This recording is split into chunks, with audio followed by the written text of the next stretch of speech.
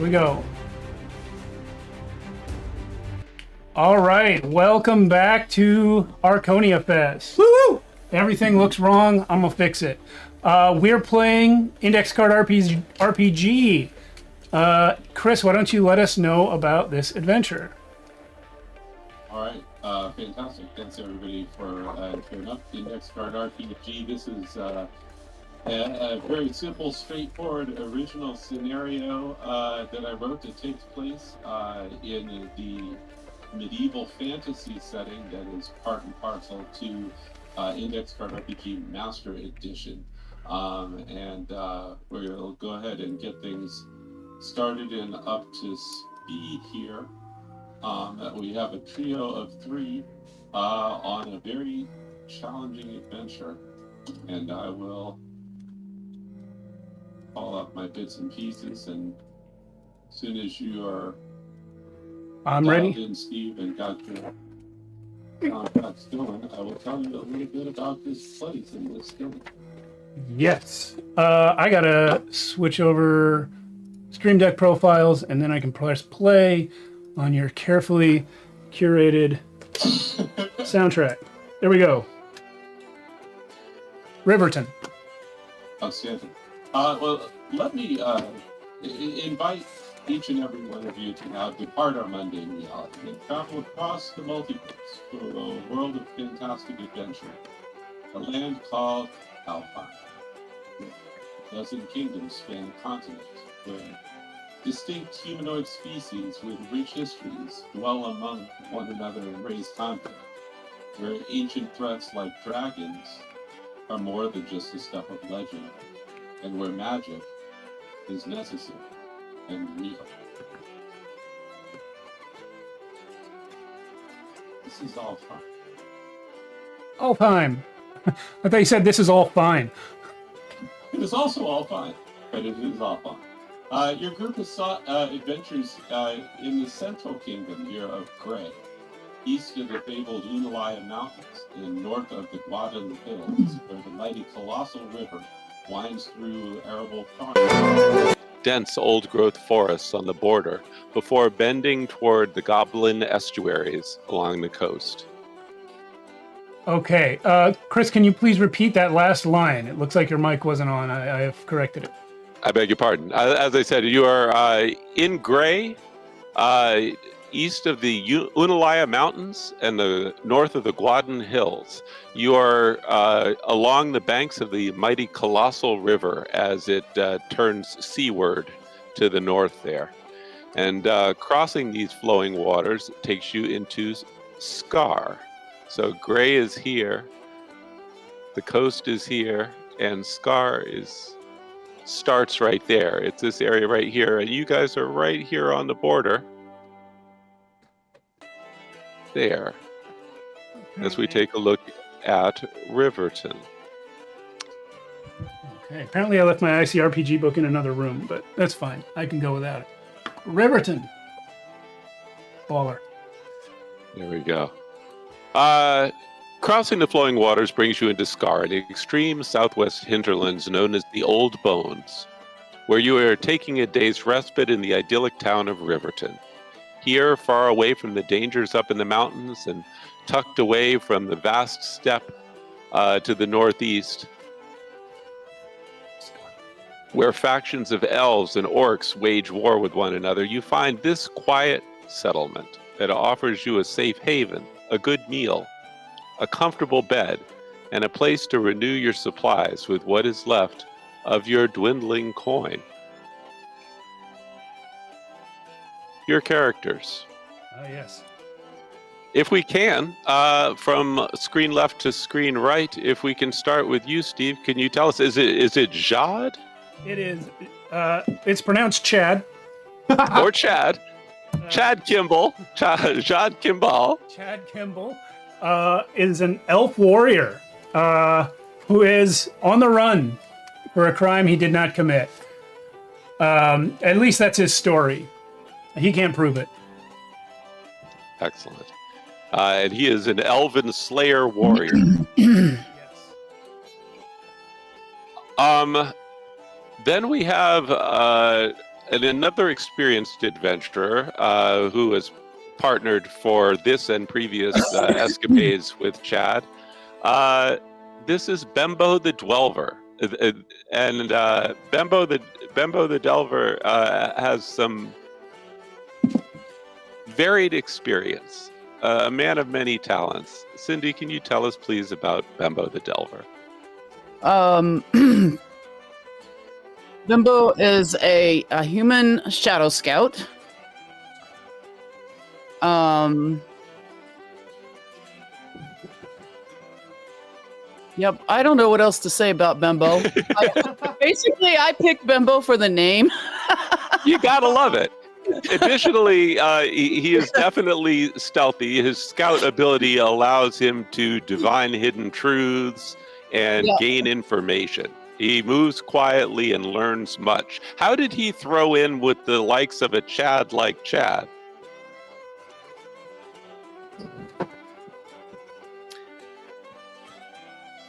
I'm not sure. Bimbo is always one to align himself with those that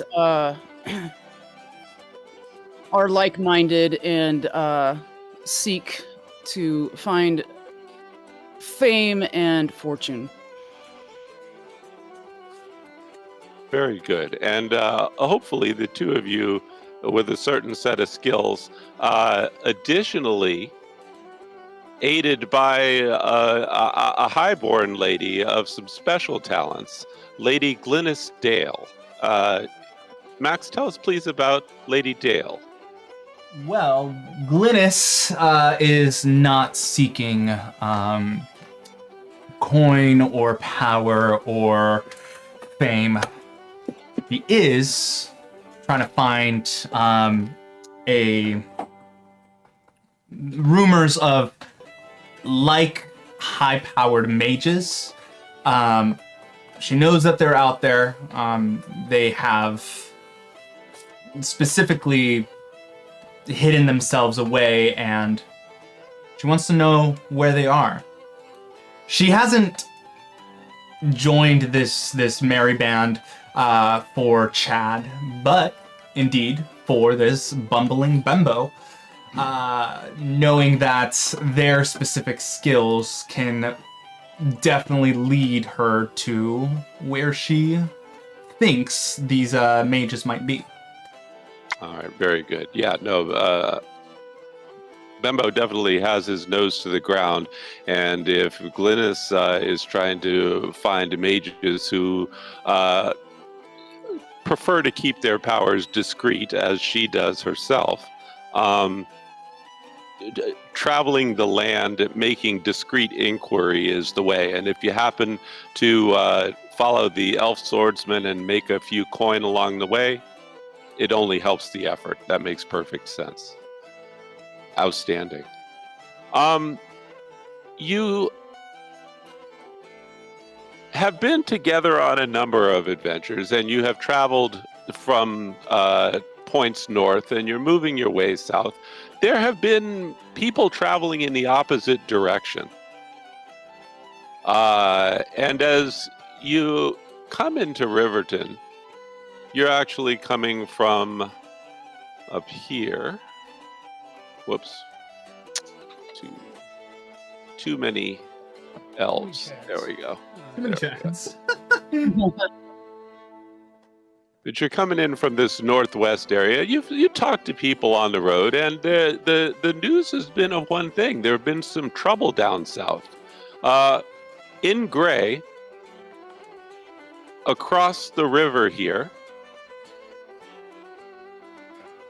a dragon has been sighted. A fairly sizable dragon, of the type that has not been heard around these parts for hundreds of years. This is of particular concern. You just want a place to rest your head for the night. But as you come into town along this northwest road and stuff like that, you see that there are a lot of people, including a lot of people who look like they might be displaced travelers. You can definitely see hazy smoke and that slightly orange sky to the south that always makes you feel worried. Certainly Chad has seen what a forest fire looks like from a distance. Oh, yeah. And there definitely is that unwelcome haze on an otherwise bright and beautiful afternoon. This is bad for people who live near the forest, such as Riverton. Yes, it seems overcrowded here. Nevertheless, you do see signs that lead into town, including one that is pointing in this direction toward the central plaza. This area and this building right here at about 11 o'clock on that plaza is the local tavern and inn. And it occurs to you that with this many people in town, if you want to secure a comfortable bed for the night, it might be worth your while to make inquiry earlier in the day rather than later. You will also see signs that point you toward what is essentially a city hall and the mayor's office here. This is across the Colossal River. There are several bridges that take you further to point south, and you do, even as you make it down this street, and you can begin to see the water's edge as you pass the old church up here and these farmlands. This is a sprawling agricultural village, or used to be. It's gotten a little big for its bridges at this point and become honestly a little bit posh. It's safe on the good side of the river. And obviously they do have a good economic trade. They're at a crossroads. So these people have begun to see a little bit of prosperity. There's still a certain concern on the faces of the people who are the local residents here, just because if there's trouble down south, they would hate to see it come across the river to them. Yeah. Are we hearing any rumors of what that trouble might be down south yet, or?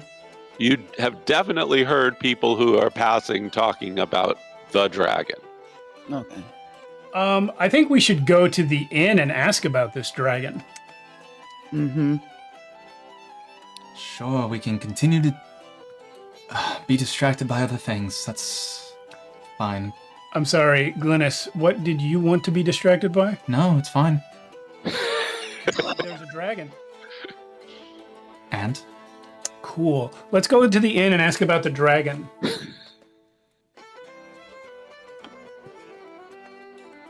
Welcome to the Riverton Inn. There are a variety of locals and look like travelers who are here. Again, this is more posh than the digs that you guys are used to encountering on the road in this part, on that border, that kind of lazy hinterland there between Scar and Gray up north. You see barrels and barrels of what look like a selection of fine human and elven wines, which is kind of yuppie. But it's bustling. People are sitting in different groups or by themselves. The bar is about halfway full, which is in the opposite reverse angle in the foreground here. Or you can take a seat here and beckon someone over to take your order. Rambo, this isn't where you said. What? Why are we here? What's the point? All searches lead different places. Be patient. Oh, one must always eat and drink. Okay, but don't get too... You do definitely smell some fairly delicious food, and after a long day of eating road rations, it's enticing.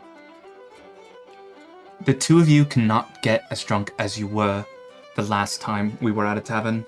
I never get drunk more than 4 or 5 days in a row. You are not my mother. I need you Okay. You know what? Do what you need to.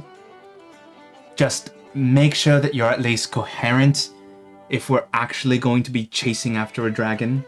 By the way, why a fucking dragon? Look, I didn't call a dragon. If there's a dragon, it's everyone's problem. Exactly. Chad, hailing from a certain part of the woodland in Gray, this would probably concern you most. Bembo, perhaps you have no particular place that you have called home for many years. Glynis, you come from points north. But Chad in particular might have concern that this is a threat that could strike closer to home for him. All I'm saying is, if we search this dragon, there better be a good fucking reason for why this connects back to the mages. One thing that would be apparent to you, Glynis, with your knowledge of the arcane arts, is that dragons of a certain age are rumored to be spellcasters. And in point of fact, there was once a time when there was at least a truce, if not an alliance, between men and women of magic and the Elder Drakes. Okay. Yeah. I'd like to look around. Who in this area works here? If I switch to this reverse angle here, wow. There's a lady behind the bar.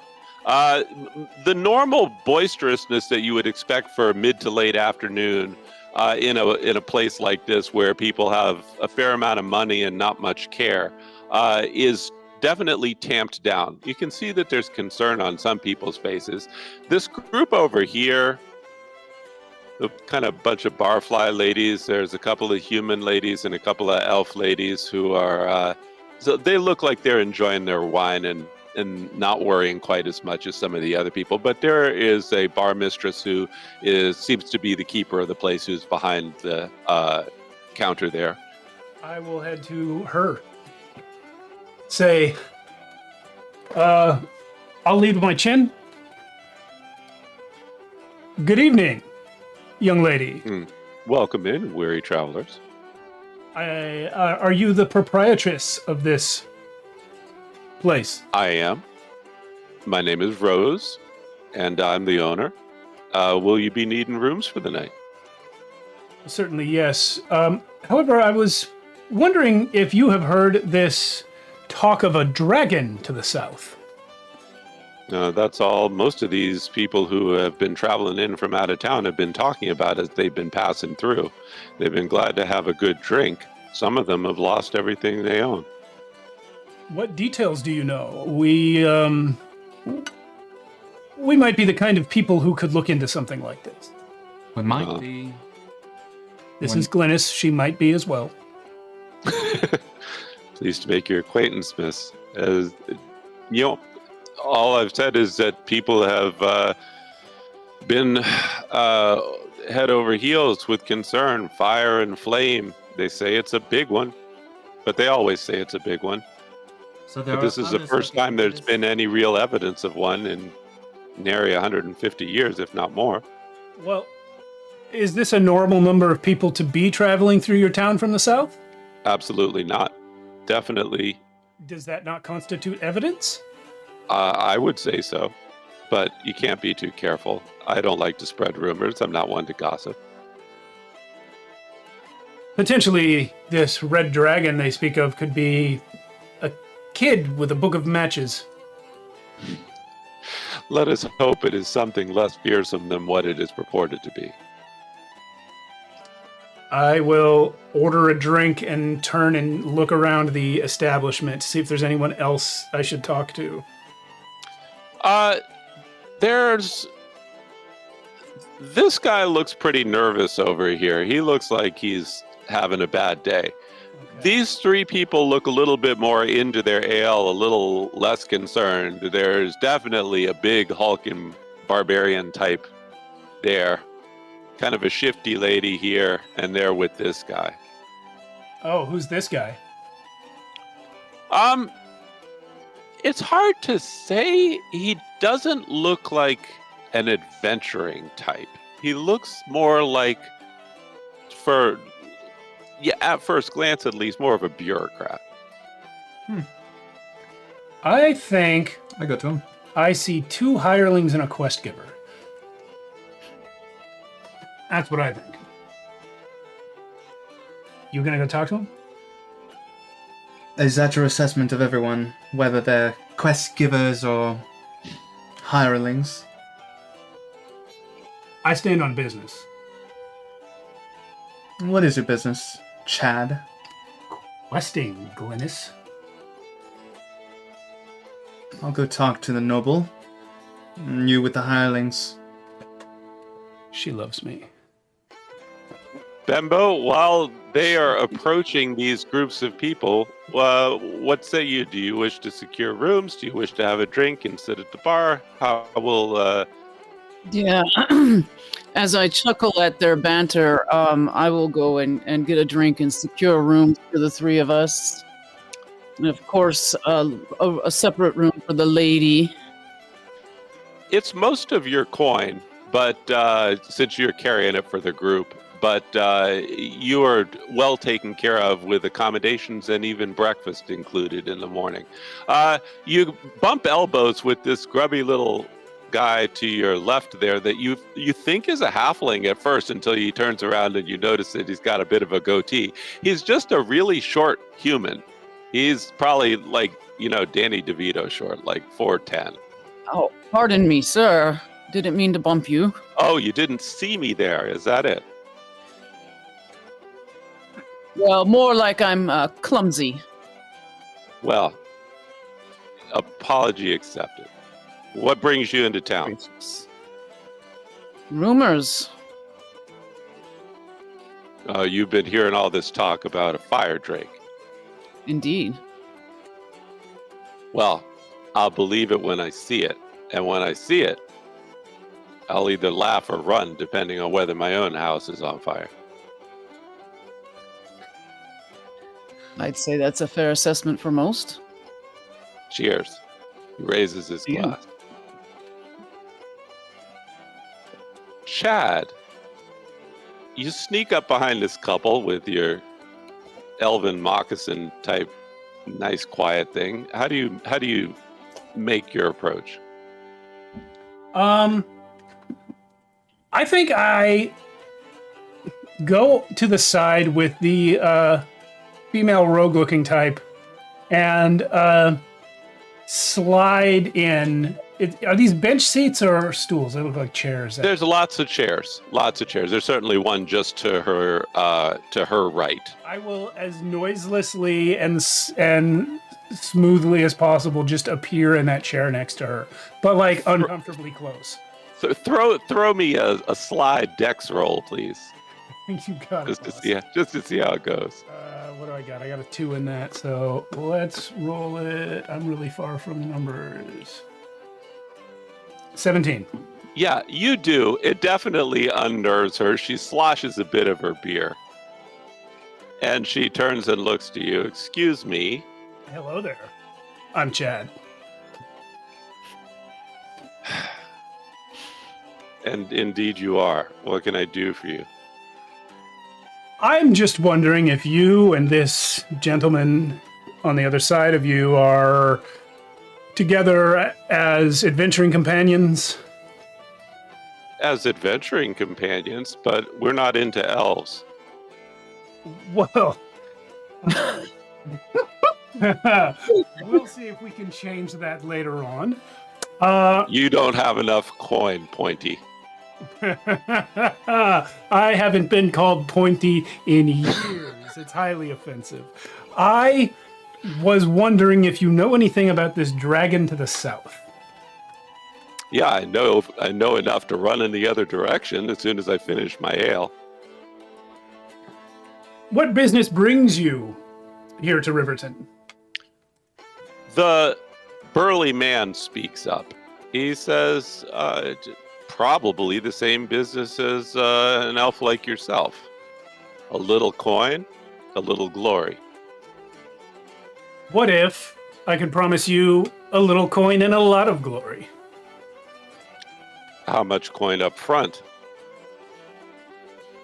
Well, let's check the old character sheet. I have no coin. You look over at Bembo, who's been carrying all of your stuff, including your collective coffers. And Bembo, you just look back at Chad and just kind of give him a no shake of the head because you just spent it all on the 3 best rooms left in the house. Well, it's a dragon. How much coin do you think there is? Who's paying this coin? The dragon. After we kill him and take his coin. Friend, you've almost got me at that level of glory, but why should I split the coin with you? Can you really help?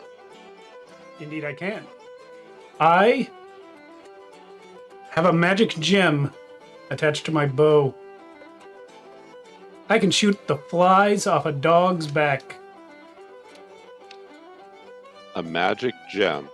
Yeah, I've never been much good with bows. I prefer to get my hands dirty and get to work up close when I'm fighting somebody. But I've also got this big two-hander. I'll tell you what. I'll follow you for a day as we hunt for a dragon. All I'll ask in return is that you give me your bow when we're done. With that gem. Counteroffer. I'll give you the bow with the gem, provided we recover enough loot from the dragon to compensate me for its value. Counteroffer. 2 shares for me. Keep your bow. Demonstrate to me that you're worth 2 shares, and you have a deal. Arm wrestle me. Are we talking? Am I talking to the big guy or the girl? The big guy. The girl's long stopped talking to you. She is really not into elves. Okay, I thought she was my in to the duo, but I guess it's this guy. Whatever works. All right, I'll arm wrestle you. Opposed strength roll I knew he was. on a 22. There's no way. Oh my god. Wow.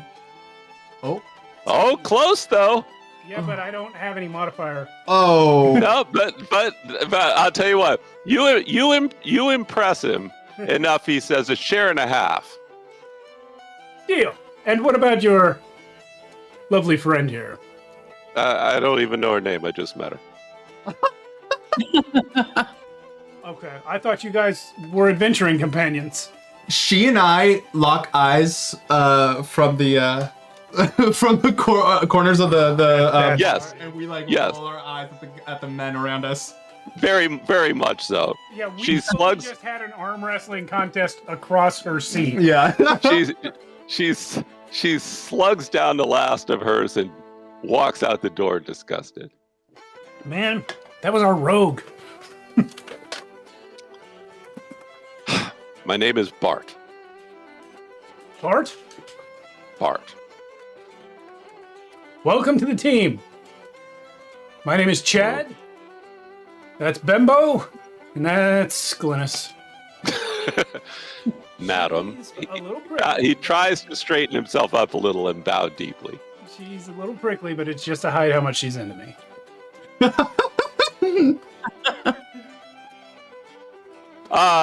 Glynis, you have approached this other gentleman after perching on that other bar stool to receive your glass of wine.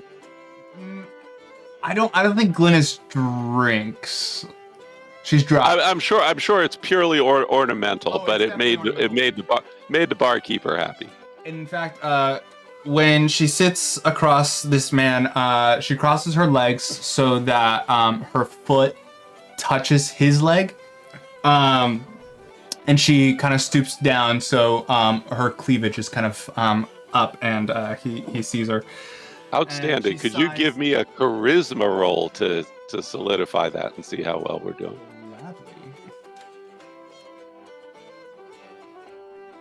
Yeah.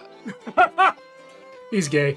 He rolls his eyes, slugs the last of his beer, and leaves in disgust. She sighs and looks at you and just I'm like, The little half hobbit man is very pleased to meet you, though.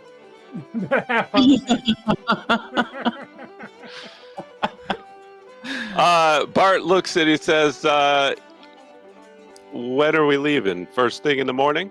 I think that first thing in the morning is what's in the cards, yes. Have you ever fought a dragon before, Mr. Chad? I've seen it done from a distance. Well, that's one better than me. What about your other two? And it has been established, by the way, both Bembo and Glennis, at some point you have at least laid eyes on young, old, small, distant, close, for whatever reason. You've seen a dragon before, but you can pipe in and add yours here. Yeah. All right. I take a seat across from Chad to be right there, and just look at this gruff guy and just say, "It doesn't matter what I've done or what I haven't done. All you need to know is that I'm capable of doing so much more." I look forward to seeing it. Me too. Now, since I haven't secured lodgings for the evening, may I have one of the rooms that you all have procured? Well, I'm happy to share with Glennis, so you can have my room. No, the three of you sleep in your room. I will take my own. I'll accept that. You can't blame a guy for constantly trying. Yes, This- I think I can. The half hobbit man turns to Bembo. He said, "Bembo, have you really seen a dragon?" Yes. Yes. Oh, Bembo, sorry. Yes, I did. I saw one when I was young. Well, may this one, may you outlive this one if you see one tomorrow. Good luck. Let us hope. Whatever you do, don't send it this way. No, the plan is to kill it. Rose, one more round for these fine folks. And the barkeep responds to the little half-hobbit man, pours another round for all of you. He raises a toast. To your bravery and your flame retardancy. I thank you. The rooms upstairs are quite nice. Like I said, this place is fancier than you had expected. You go up past these wine barrels, and upstairs there to one side, Glynis finds her accommodations. The three of you bed down. Bart is happy to sleep on the floor. He prefers it that way anyway. You get a sound night's sleep. One thing. Yes, please. In this tavern, because there are so many people, specifically from the south, who have traveled and are fleeing, I don't know if the mages have like a specific symbol or sign that like says, "Hey, we have been here, we have met here," like as a meeting place before they travel elsewhere. I'm looking for something like that in order to, I don't know, just justify my continued progression south. Could you roll me a skull die, please, at the bottom of the die stack? Okay. As What does that mean? I'm about to say, as midnight approaches and there's a decent moonlight outside, you stand at your window, you look out into the central plaza there. You can see the water's edge and the three bridges in the distance, and you mumble a quiet incantation to the breeze. It's one that has been handed down to you from your mother and your grandmother, who were mages themselves. There is a dim glow across the central bridge, that you recognize as the sign raised by mages who have passed this way. You don't know if it's been a day, a month, or a year, but you know that they have been here. And with the comfort of that knowledge, I go to sleep. Outstanding. There is an abrupt knock at the door. 7 a.m. sharp. Bop, bop, bop. The little hobbit man. Hello? Morning. I have some news, friends. Word of your experience having at least dealt with dragons in the past might have reached the mayor's ears. He's in his office early this morning. He would like to see you before he departs, and he has company. Let me ask you a question. When I go to the mayor's office, is he going to be you with a hat on? No. Okay, I've been to towns like that. I guess I'll gather the crew. If you haven't noticed, there's a certain type that handles all the important business around here. Be they human or pointers like yourself. No offense. Some of us are just hardworking stiffs who keep the town running until the field. And the mayor isn't one of those. No, he's a posh type like the lady. Yes. The lady. Let's go get her. Knock on Glynis's door. Yeah. Actually, I'll just stick my head in the hallway and yell, Glynis! She's downstairs reading a book and looks up. Oh, you're finally up. Freshly baked bread, freshly churned butter, and a cup of tea awaits you because that was included with the price of your accommodations. That's, Excellent. wow. I was going to, wake you, but I know how you boys like your beauty sleep. I don't understand why you're trying to start a fight about that. It's very important. There's much to do. Wake up earlier. I just Indeed there wonder is. sometimes, who would you be traveling with that you wouldn't be bitching at? I don't know, but somehow I ended up with Chad. Well, it's different in Elvish, but you can't pronounce it. Come, Bimbo, let us get our bread and butter. With Bart in tow, the little hobbit man takes you just across the plaza there to the mayor's office. Hello. And mayor's office. Blah, blah, blah. And Whoa, there's treasure. I steal it.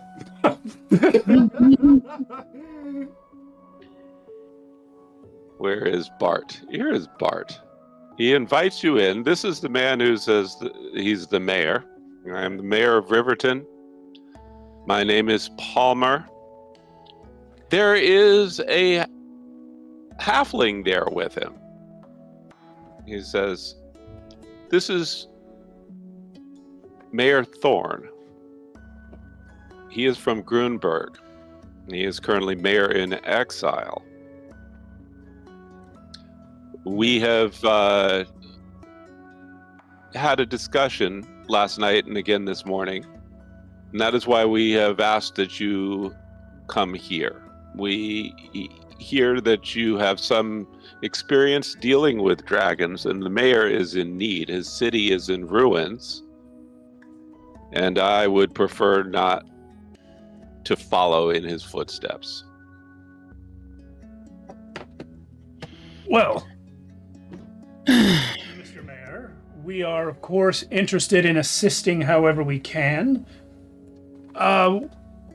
We would like some more information about the situation.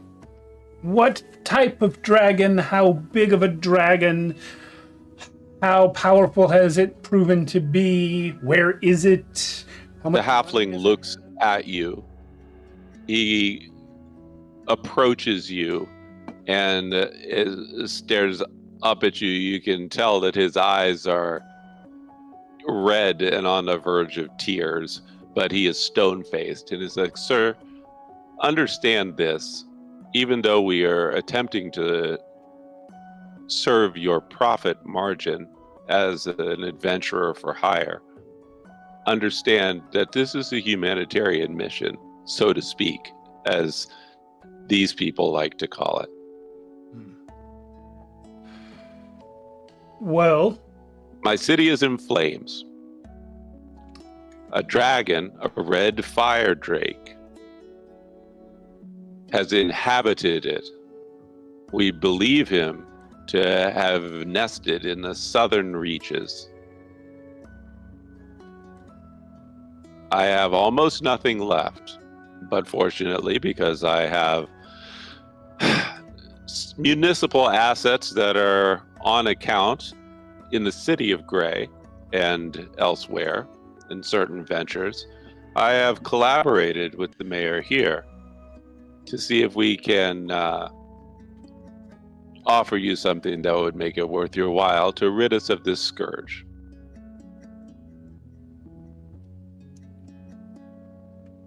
Red Fire Drake, currently in the ruins of your town. Correct. Grunberg is not even a league to the south. Thus, also endangering Riverton. Very much so. We, of course, have the mighty colossal river between us and them, but dragons do fly. Indeed. Have there been efforts to speak with the dragon? They are intelligent beings. This is what we understand to be true, but this dragon has had no words for us. Then why would...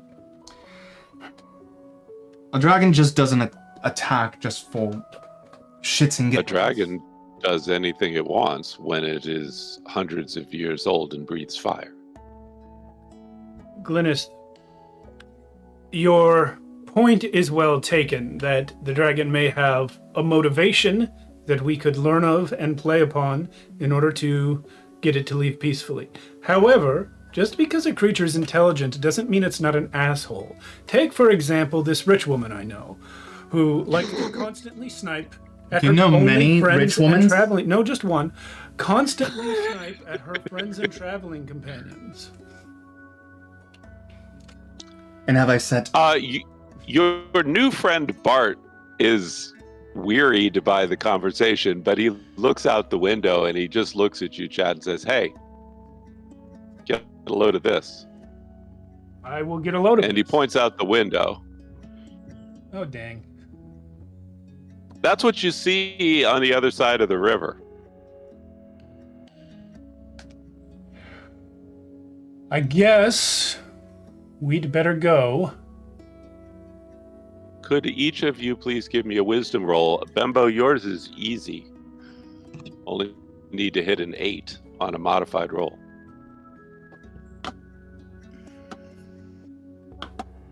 this is a D20? Yeah, D20. Ah. 16 for Absolutely. So 9. Bembo and the sharp-eyed elf both see a silhouette in the sky. He's surrounded by strange sigils.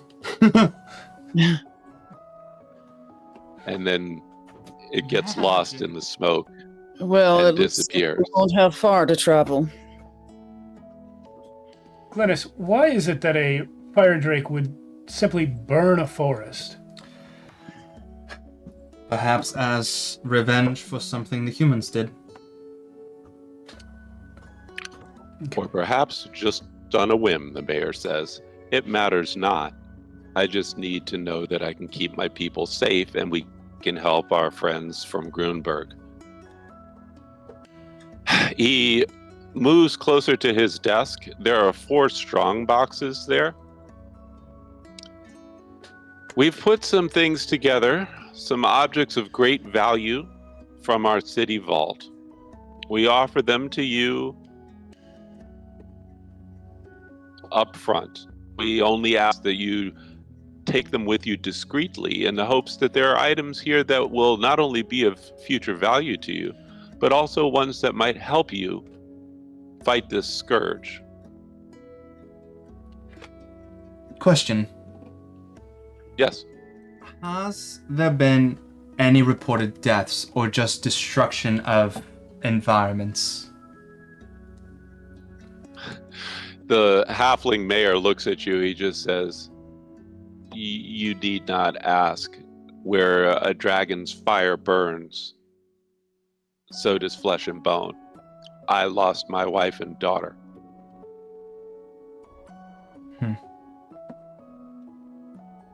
Will you do this thing, or do I need to find someone else? We will undertake it, whether it can be done or not. I would. The mayor of Riverton. Yes, please. I was just gonna say I'd like to see what they have in the chests that they're offering us. I was going to say, on the condition that you remove these, it matters not which one each of you picks. Only open them once you are across the river and into the wood. I do not want to have to answer to the city council or to citizens who know that I have had to make a bargain with their pension fund. This is an emergency executive action on my part, but I guarantee you there will be items of value. The boxes alone. And you do see that they are strapped with silver, and there's a decent semi-precious stone laid into the front of each one. I would like to pull aside the mayor. Who is offering these boxes? Is it the mayor of Riverton or the mayor of Grunberg? The two of them together are pooling funds and taking executive action. Okay. The mayor Thorne, the halfling in exile, and the mayor of Riverton.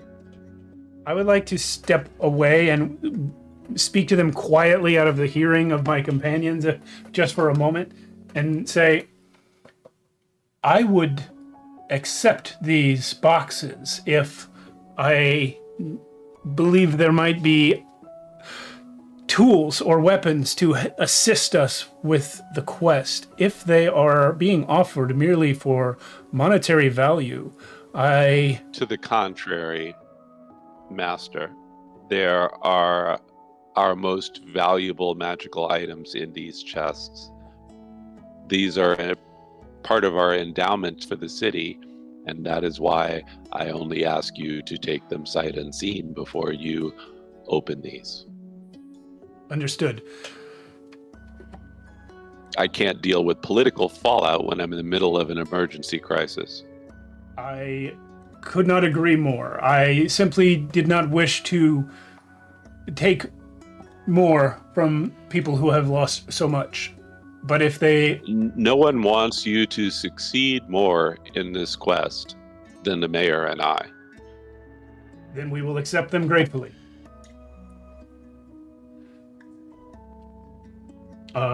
Anything else? Bart is definitely eyeballing those chests, and if you guys aren't taking it, he'll be like, "I'll do it for two." I'll pick up one. Yeah, I will definitely pick up one. As well as mine, you will pick up. Let us start with Bembo. Bembo, Yes, you're on the ball. Which one do you pick? There's blue, green, purple, and kind of a milky white crystal, like an opal. I'll pick the blue. Okay, outstanding.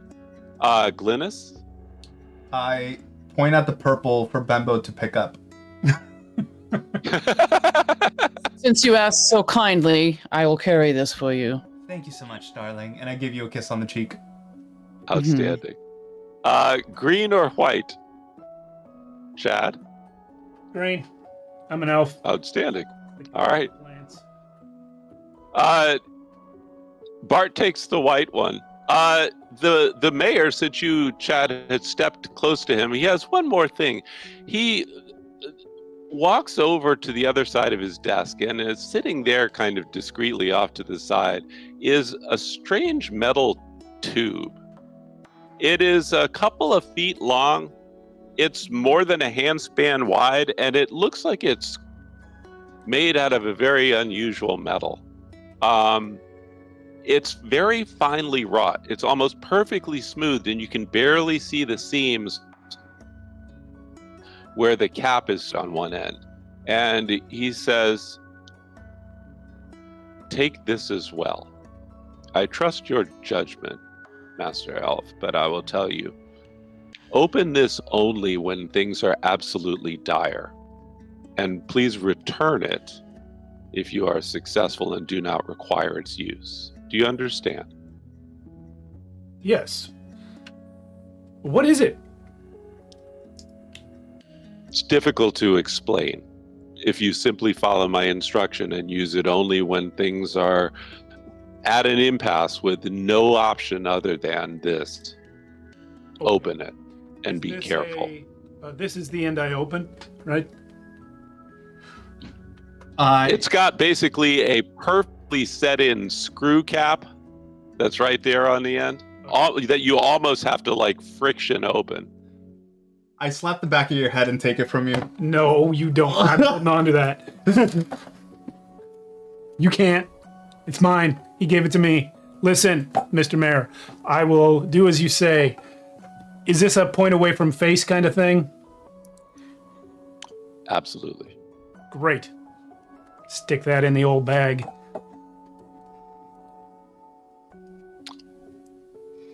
Bart picks up his strong box. He kind of tosses it onto one shoulder. He's like, "This has already been a good morning. Let's hit the road."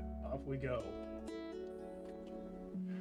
Yeah, let's head out into the burning forest, I guess. You head out into the burning forest. Question. As you head south, you cross the bridge. Glynis is very particular about crossing the bridge along which she had seen the mage's sign glowing at midnight. It takes you through.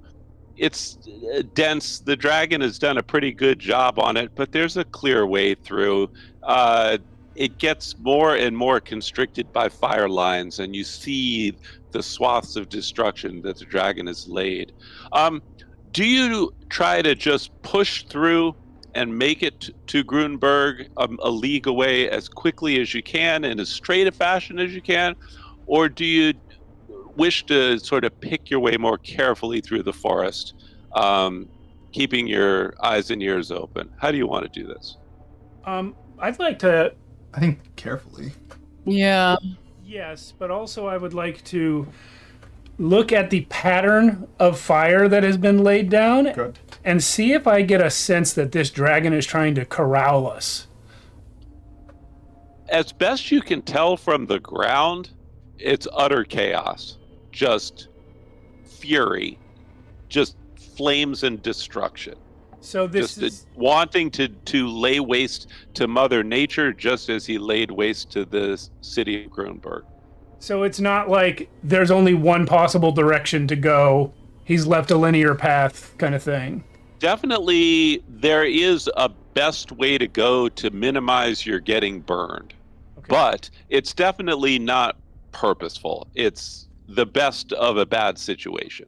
Copy. Question.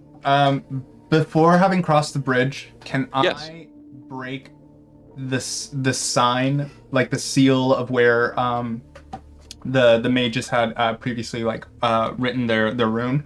I want to carry that with me for when I meet the dragon. Huh, interesting. So it's kind of a magical glyph that is kind of just laid into the ground. Oh, but okay. but I want to say that there's a way for you to sort of somehow lift its magic. I would totally permit that. That's absolutely fine. You know, kind of a mage's way of taking almost like an imprint and rolling it up and taking it with you. Well, I have no problem with that. The arcane missile does allow me to create like a shard of pure arcane energy. So can I like use that to kind of like Scoop it up. scoop it up or like? Yeah, I'd straight up say no roll, yes, no problem. Great. It's basically like a cantrip level alteration of that spell that you know. Yeah. Sweet. I do that, and I kind of, I don't know. I hold on to it. The last thing the mayor does is he leaves you at the Riverton side of the bridge. Is place a small silver key, each with a matching small gemstone, into your palm. Each one is keyed to your strongbox. I'll thank him for that. As we're walking, I do tell you guys about what I know about the dragons and the mages, having been in alliance with one another, and I show you the glyph. I just say, roll me, please, as you're telling this story to acquaint these folks as to local history. Could you roll a d4, please, Max? yes. Yeah. So 200 years ago was the last shaky alliance between mages and a faction among the dragons. You do not know whether that was a faction that included red drakes or not. All I'm saying is that if this is a possibility to, I don't know, figure out where the mages went, I'm desperate. That's all I'm saying. Glynis, I understand. This is my only lead. God knows Bembo has been... You've been wonderful, darling. But you've kind of been for shit. Glynis, that was rude. Perhaps it's the mages who pissed off the dragon, Glynis. Perhaps it's the mages that summoned the dragon. Either way, there's a dragon still. Ate the mages. Perhaps it's a dragon that just murdered a bunch of people and burned down their home, and we shouldn't care why. Why not care why? If there is a possibility to get the trust of something so ancient, so powerful, for the betterment of the people around us, is that not preferable? God knows this country has faced its fair share of evil mages and powerful entities. Why not a dragon helping us? Glynis, if a man had burned that mayor's wife and child alive, what would you say should be done with that man? I'd roast him alive. Done. This is a dragon. We can't just do that. We can't just do that, but certainly we can hold him to the same standards as other sentient beings.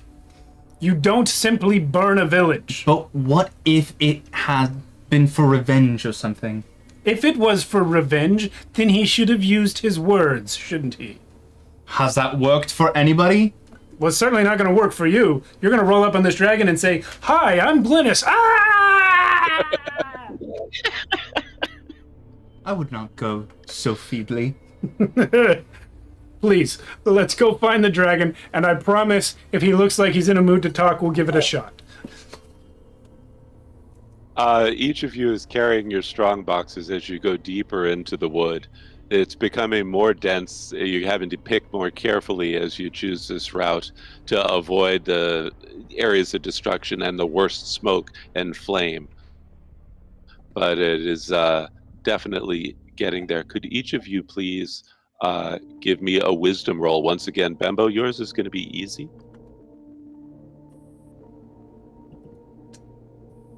15. 3. Outstanding. 16. Bembo, you find you've spent more than your fair share, almost as much time in the woods as your wood elf companion, and you are quick to find something called staunch root. Staunch root you use your turn to apply this. It's kind of a poultice. It's only good when you take piercings or slashing damage, as opposed to other kinds of damage. But you can apply it the turn after to heal D4 hit points, and you've got 3 doses of it. So if you Nice. get hurt, you can take a turn on the subsequent one to heal that straight back.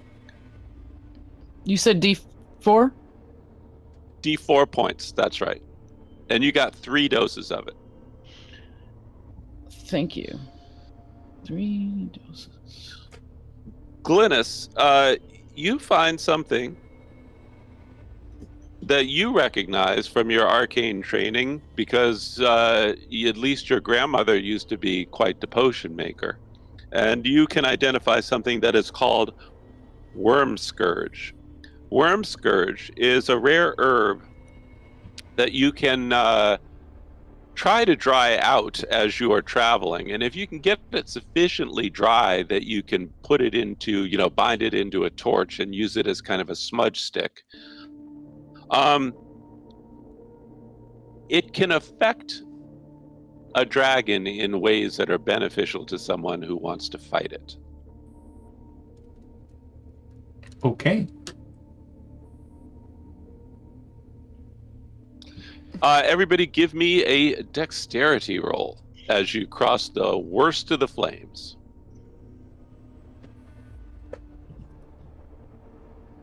Ugh, 18. 6.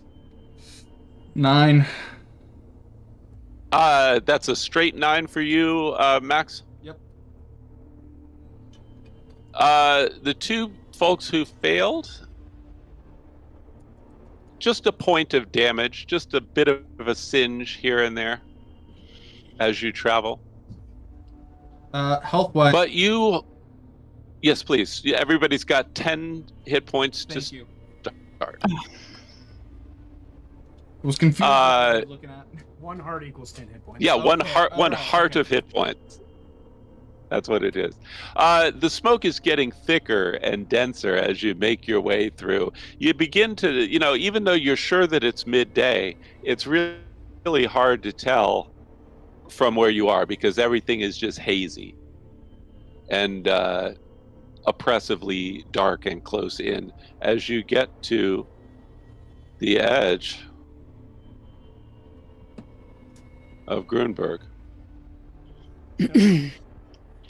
Should we see what's in these Yeah. chests before we venture further? Yeah, I was going to say the same. Let's open the chest. Yeah, without a doubt. Click, click, click, click. Click. Each of you opens it. Let's no. There we go. Wrong tab. There we go. Ooh. Each of you opens the box, and here's what you find. Can't tell what those are. Okay. Chad, I'm gonna give you the zoom in.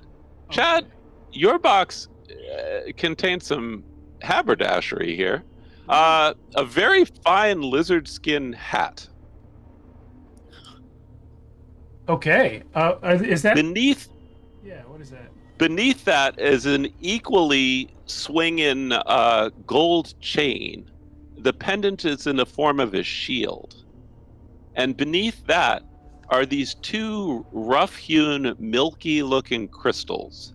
They are dart-shaped, as if they're like a projectile. You could almost like a crudely napped throwing knife. There are 2 of them.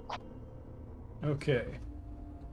Do you put on the hat? So you have a lizard skin hat, you have 2 crystal darts, and a shield necklace. I will put on the hat, but I will do the little flip thing.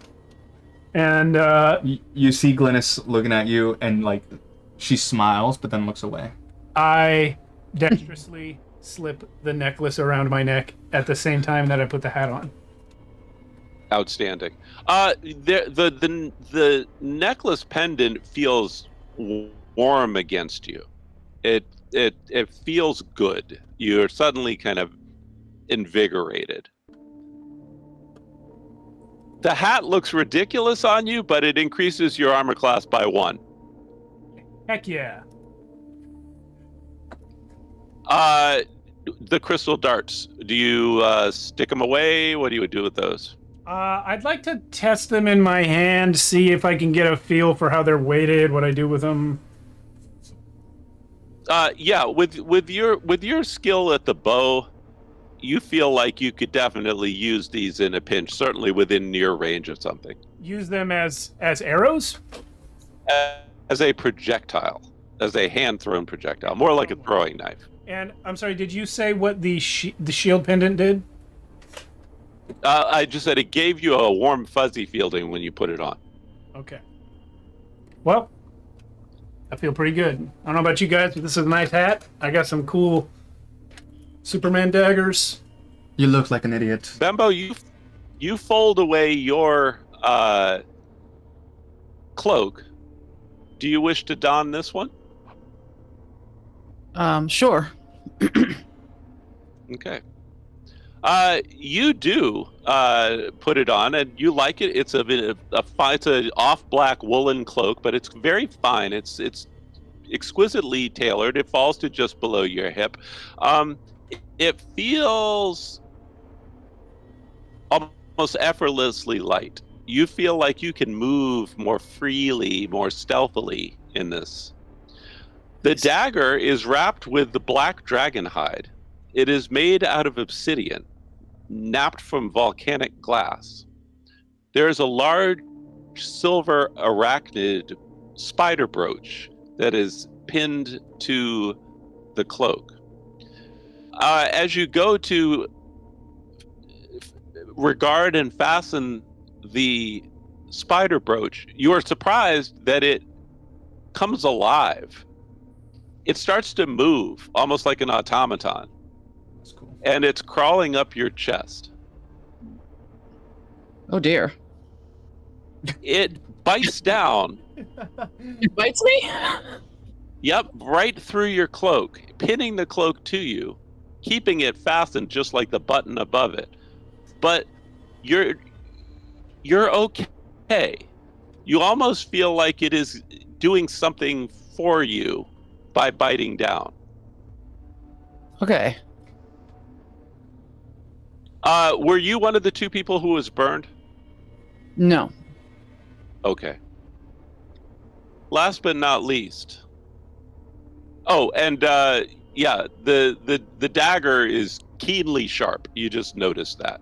It's large, it's primitive, but it makes a statement, and it's definitely deadly. All right. Glynis. Very interesting. An arming belt. Not usually your style, and yet it is clearly a posh piece of defensive equipment. With it is a peculiar small monocular, a spyglass made out of rare metals, and you are pretty sure that it has a diamond lens. Okay. I look through it. Additionally, Yeah. oh yeah, no, when you look through it, you realize that it gives you astonishing clarity. That things that are up close can be seen almost like a microscope. Things that are far, far, far away are pulled in with crystal clarity. It's almost self-adjusting. Okay. It definitely aids you when you are trying to perform certain kinds of scouting. Okay. Last but not least, a silver skull ring.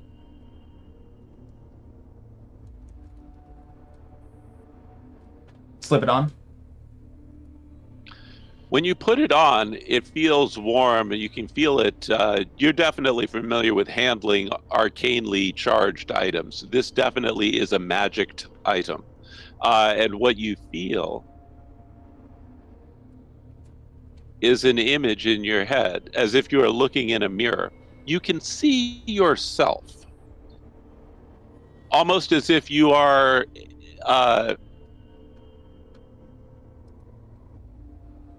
having a vision of yourself mimicking the actions that you take. You can see yourself as if in a mirror in front of you, putting your own ring on. Every move you make is mirrored by that vision. You think that you could focus your own arcane concentration to project an image of yourself. Oh. You think this is the real Quaid? It is. Image of. What did Bart get?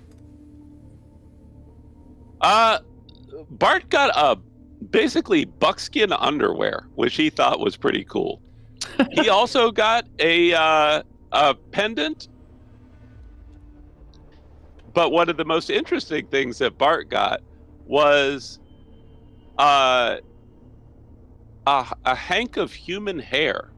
Beautiful, long, jet black hair wrapped in a braid. Sorry. And he's examining it, and he's playing around with it. He's like, yeah, if only my beard was this long. The thing comes alive. It wraps around him like a snake, and he tenses up for a second as it slithers around his shoulders and his neck. But it plants itself right in the back of his head, and suddenly you see his natural hair turn jet black, his beard turn jet black to match the braid, and he's got this long queue hanging all the way down his back now. Huh. Wow. Is this thing just cosmetic, Bart, or what? I don't know, but it seems to like me. Well, you can't really blame it. You're a handsome man. Obviously more so with this. And when he talks to the braid continues, even though it's attached to the back of his skull and is rooted into his scalp as if it were natural hair. It's prehensile.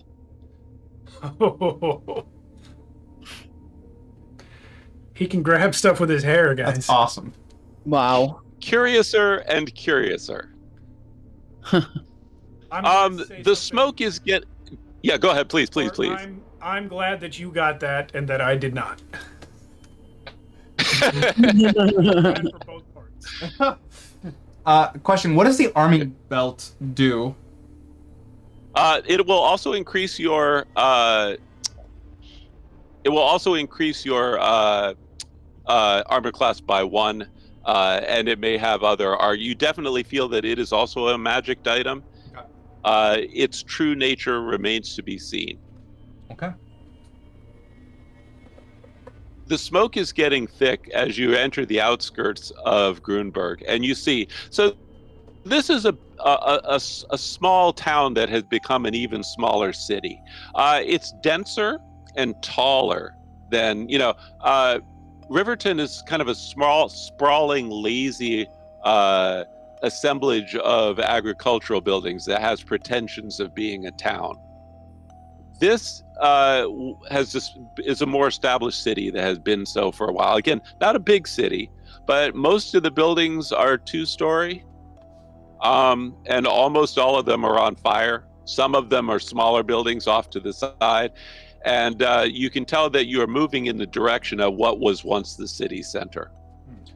There are, as you get to a crossroads, or at least from your current position as you enter the way you came in from the forest,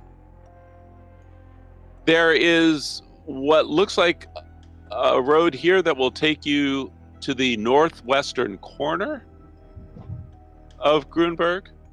And there looks like there might be a way for you to kind of scoot and get over a block or two to the east, a little closer to the city center. I'm going to use the monocular Which would you to prefer? try and look up ahead to see if there's any, like, which path may be better, which path is safer, that sort of thing. Yeah, definitely. Go ahead and give me an easy wisdom roll. You just have to hit a modified 8. I Oh, got a thing. yeah, without a doubt. If I hit the max of any die, I keep rolling. I know it's a natural 20. but I want to keep rolling. Yeah, go ahead. Just for fun, keep rolling to see if you hit 39. another nat 20. 39. Okay, Do I you win? don't, but it doesn't matter because what you do earn for that, Glynis, is a hero coin. A hero coin will offer you the ability to re-roll a die roll in most circumstances, Awesome. or add a d12 to it when you need it the most. Remember also that you have a memory ring, and that memory ring does need to have you focus arcane energy into it in order for it to be useful later on. But your wisdom roll is absolutely successful. Bank 1 hero coin. Without a doubt, there's more fire and danger if you try to go one block over. Whether or not the straight and narrow path in front of you is safe remains to be seen, because you believe you saw something move in the shadows, something small. I tell my companions this and point out the safer direction away from the fire. I would prefer that, but I know that you are all more... Well, we are here to try and find this dragon and rid this area of it. I don't know that the safer path is what's going to get us there. Some more fire. True. Well, I don't know that the dragon would like to live in the fire either. I'm just not sure what criteria to be using to choose a path. But that shadow you saw, that could be someone who needs help. Could be someone who needs help. It could be an animal trapped in the flames. I think we have to chase down whatever was moving. That would be to screen bottom here, directly in front of you, moving southeast. That is my vote. Very well. I can try something. I'm not entirely sure if it's going to work. Have you ever heard of the phrase fighting fire with fire? Yes. Perhaps I can extinguish the flame with a bit of my own. How? I don't know, snuff it out in whatever way. I just want to try it out, see if it'll work. It would more be akin to burning the living shit out of it, and so you combust all the fuel, which you could certainly attempt to if you want to. I would call that a hard cast, but I would allow it. I'm going to try to do that with my fireball. Yeah, no problem. Do you want to do that to the south in the straight and narrow direction, or do you want to do it along the more treacherous route, moving east a block? Where was the shadow? Was it towards the more treacherous The route? shadow was on the straight and narrow path down here, moving away from you. Okay, then yeah. And then this is the path that will take you over one block, which is more consumed by flame. So if you wanted to try to snuff it out, it would be more beneficial for you to do it in that direction. Okay. Yeah, I'm gonna do that in that direction. Hopefully, we'll see what happens. Okay, so Yeah. with my ring, I need to give it a charge. Is that right? Well, there are no charges in it right now, so you can either cast this turn, or you can charge the ring. Your choice. I'll cast. Yeah, go for it. So just hit a mod 14. Please. Fuck! Oh, That's all right. The next time, if you cast it on the subsequent turn, it will be a normal roll. You'll only need to hit a modified 11. Actually, question. I do have the hero. Yeah, please. Hero die. Do we want to use it? I'm leaving it up to y'all. I don't think that you should spend a resource like that on something like this when we have a dragon fight coming. Okay, fair enough. Fair enough. Outstanding. With that little bit of an impasse, I'm assuming you decide to take the straight and narrow path and head further due south. Is that correct? Yeah. Outstanding. You make it here I see. to the outskirts.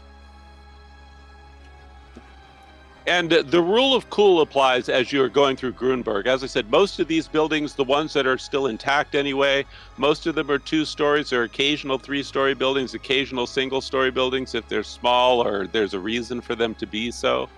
You can see that the smoke and flames gets worse as you go to the south and to the east.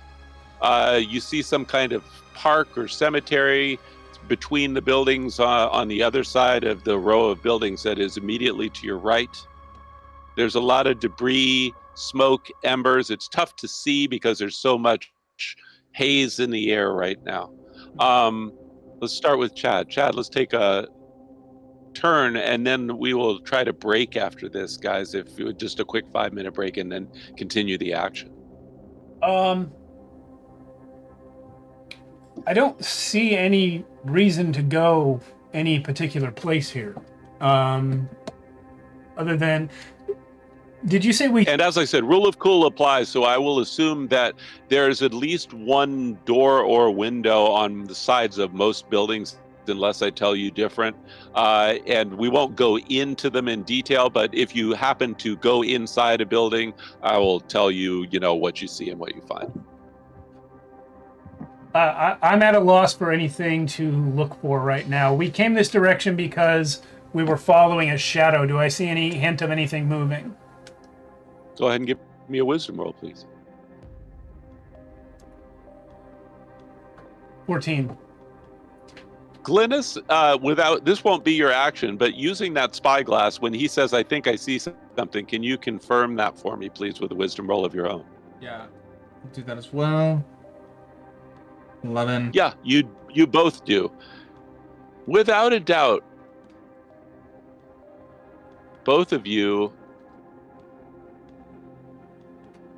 see this little guy. Hello, little guy. I'm Chad. Quite close. He looks around. Bembo, you see a kobold. Tucked in tight in that alleyway.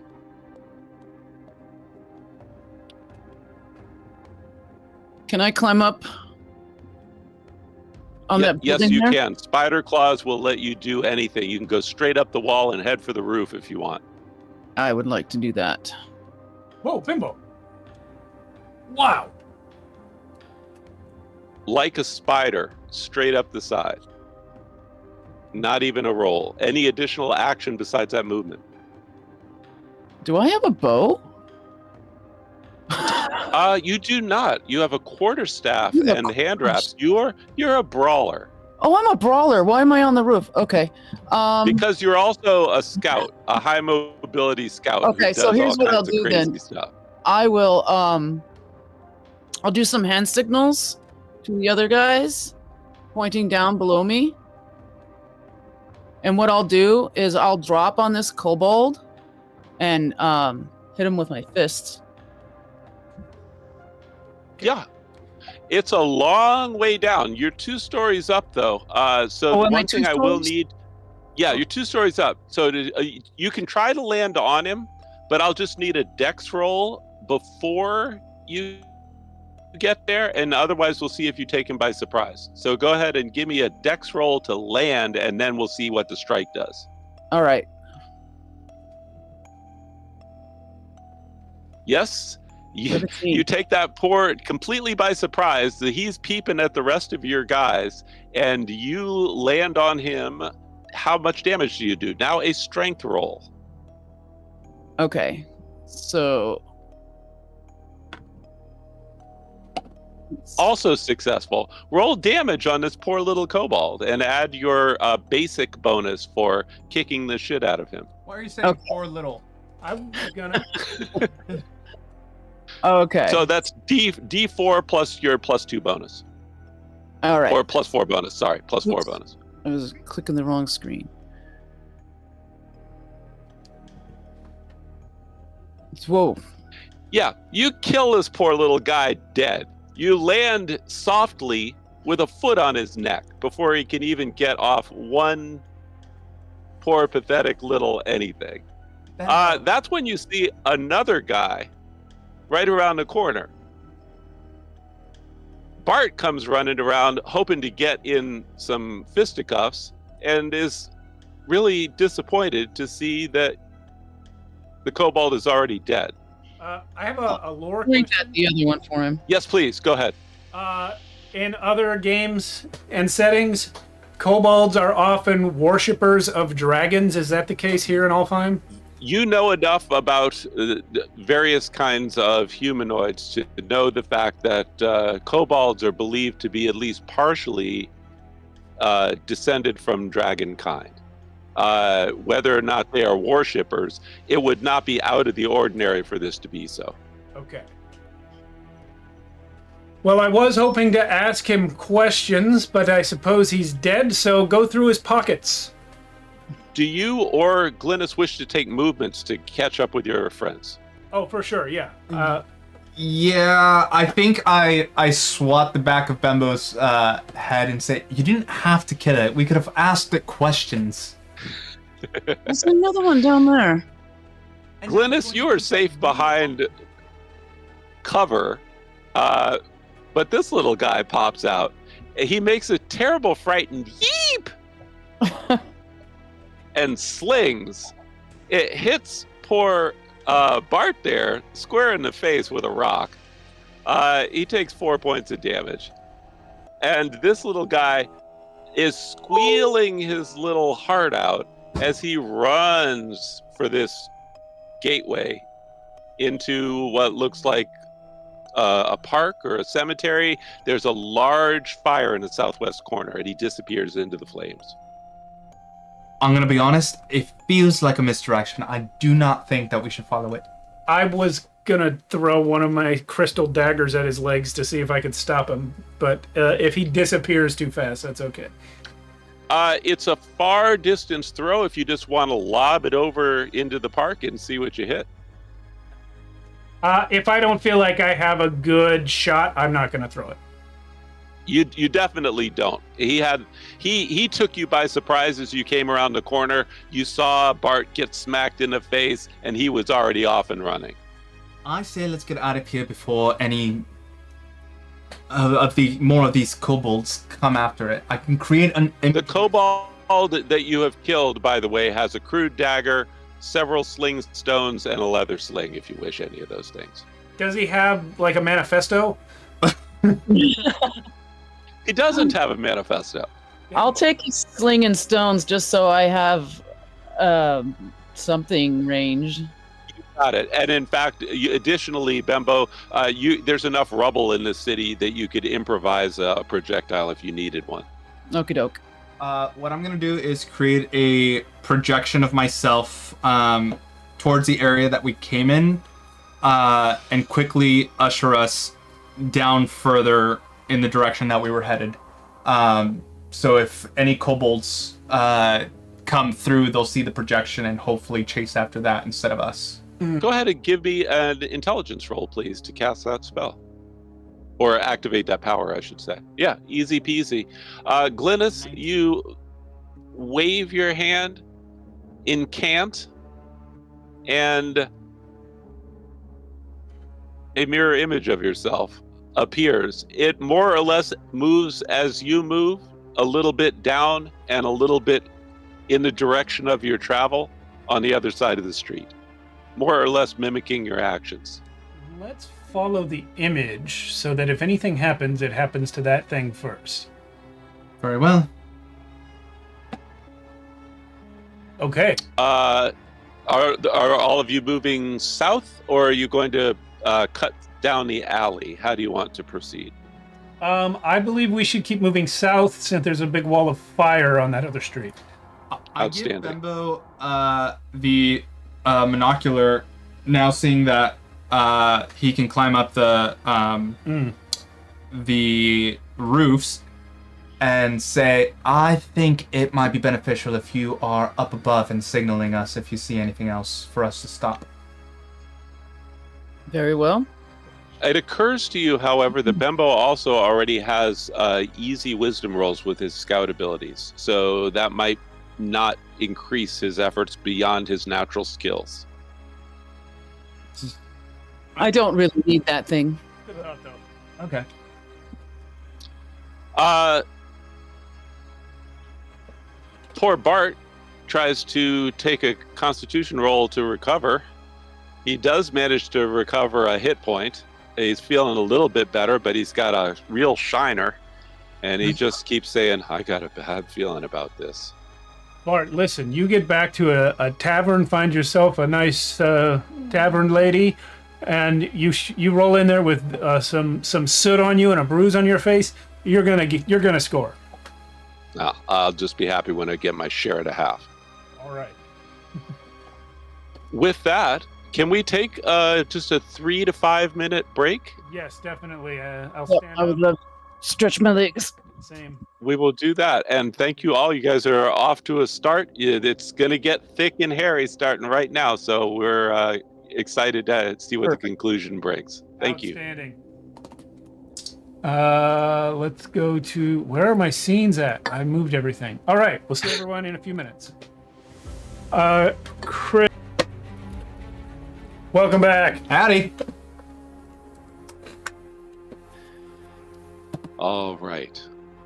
When we last left our heroes, they have made it through the outskirts of northwest Grunberg. The flames and smoke are thick. They've had their first encounter with a new denizen of the city, a small kobold warrior that was deftly taken out with a death from above attack by the Delver, Bembo. You're moving south along the street that borders the western boundary of the city center. City center is due east. As you are moving south, the flames are hotter. The smoke is thicker. The air more tense with danger.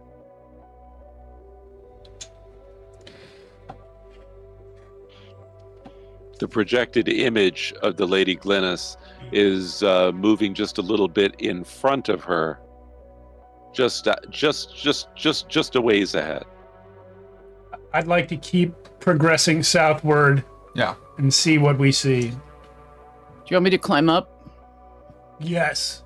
Yeah, if you can do rooftop jumps to keep up with us, then yes. All right. I will do that.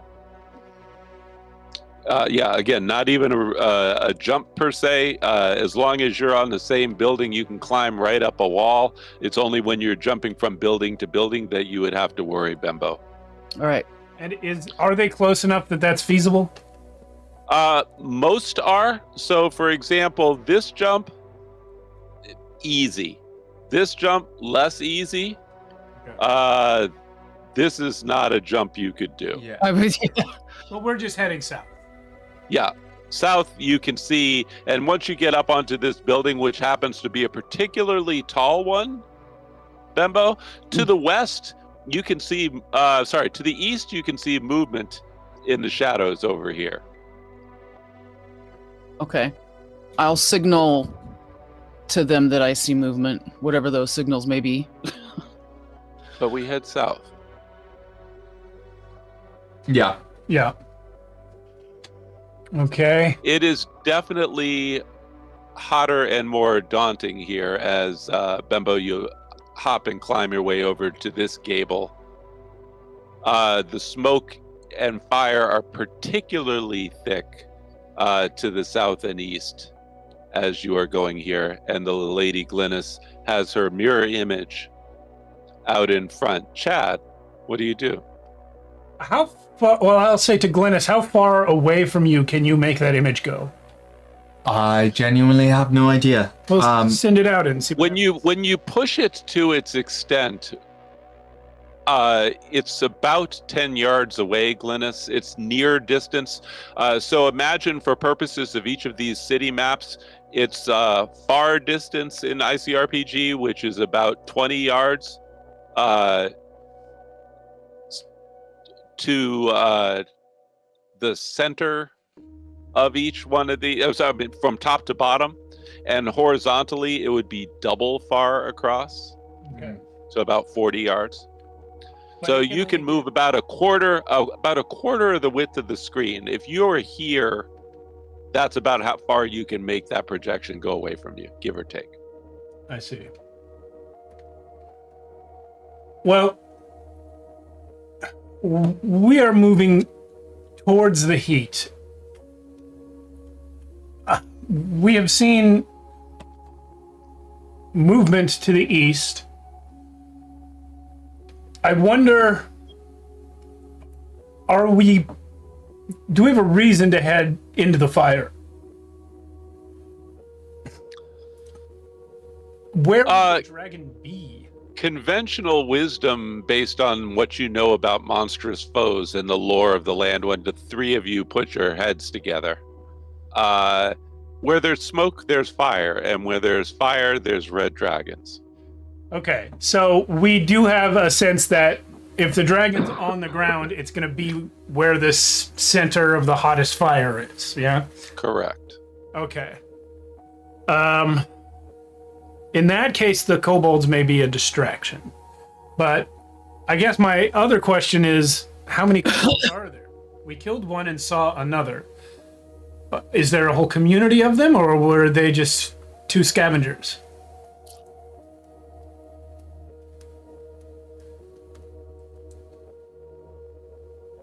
That would take more scouting, probably. Yeah. Let's continue south, I say. I'll climb down off of that building to do that. Yeah, without it, deftly moving down, head down even, just like an animal. You're able to scurry down. It's almost a little bit unnerving to watch Bembo move with such agility and grace as he gets back to the ground. Where do you guys want to go? Chad, you can take movement. Bembo, you can follow. Glynis after that. So my intention is to stay out of sight. If the image is there, I'd like to stay around a corner and always be letting the image come into view first for anyone that's ahead of us. Yeah. Outstanding. Chad, can you give me 2 rolls, please? The first is for stealth, a wisdom roll. Dexterity roll. It's a 9. The second is a wisdom roll, please. That's 2. Okay.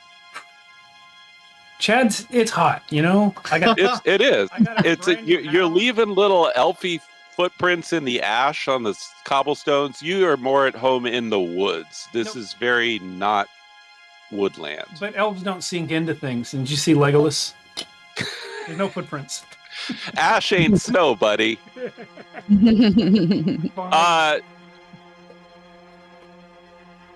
Bart is moving forward. Well, I don't see the point in all this sneaking about. Okay. Bart He's and right the- next to Glynis's image. Bembo, you're back down. You've moved deftly to the ground. Where would you like to go? You can split apart from the group a little bit and stick to the buildings along that north edge, or you can join your friends. How would you like to go? I think if I'm seeing correctly, there's some crates and stuff like this across the way from Bart. I'd like to hide in there. Yeah, without a doubt. Don't even need to roll. You just pop, and just dive in there nice and tight. Glynis.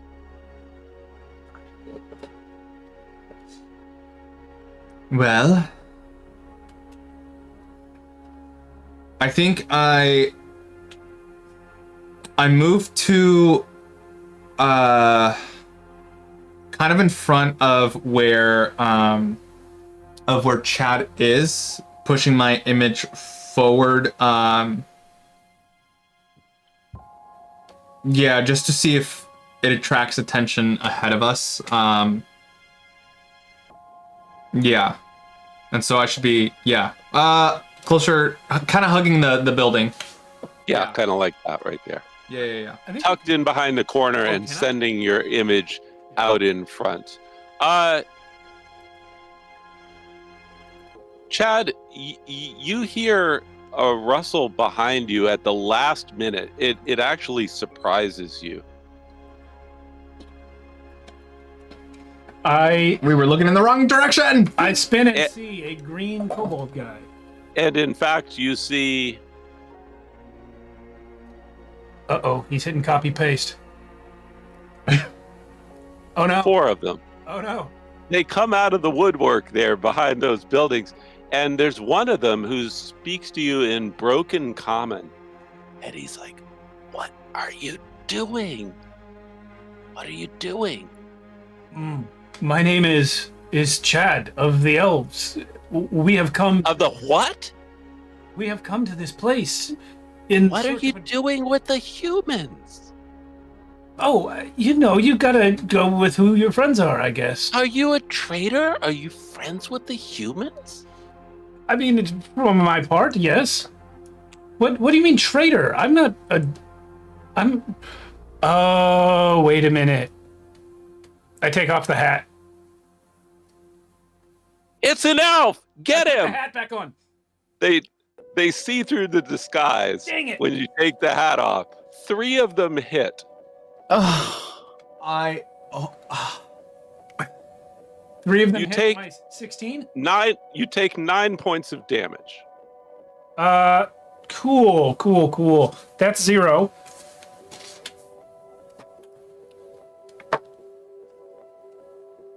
You are down with 0. Is that it? Yeah, that was 9 points. That was all of my hit points. Because you had been burnt. That's right. Yeah. Glynis, you're the one to see your friend go down as 3 stones hit. I hold up my my hand and bring up. The red lizard hat rolls along the cobblestone street. Oh my god! I hold up the symbol of the mages and say, "Please, we're not enemies. This is your companion. He has been disguised as an elf to trick us and has been leading us to be fed by the dragon." Wow, that's a good one. Give me a charisma roll on that. 17. They are super confused by you. And they disappear into the smoke and flame. Should have left the hat on. Bart picks up the hat. He goes over to you and says, "Stupid elf, don't die on me, man. You owe me a share and a half." I go to. He is able to revive you. Oh, thank God. You are still unconscious, but you are no longer dying. Well, I'll sleep this off, I guess. To Bembo, you picked something up, right? For help, or Bembo has a healer's case. yes. I shout I out have to you. that. The staunch root won't help though. That's for piercing and. No, but your But you healer's have the case with healer's- a wisdom or intelligence roll will pop him up with 1 hit point. Okay. Do you choose to aid him? Yeah. For sure. You roll over there. Give me your choice, whichever one works better. Wisdom.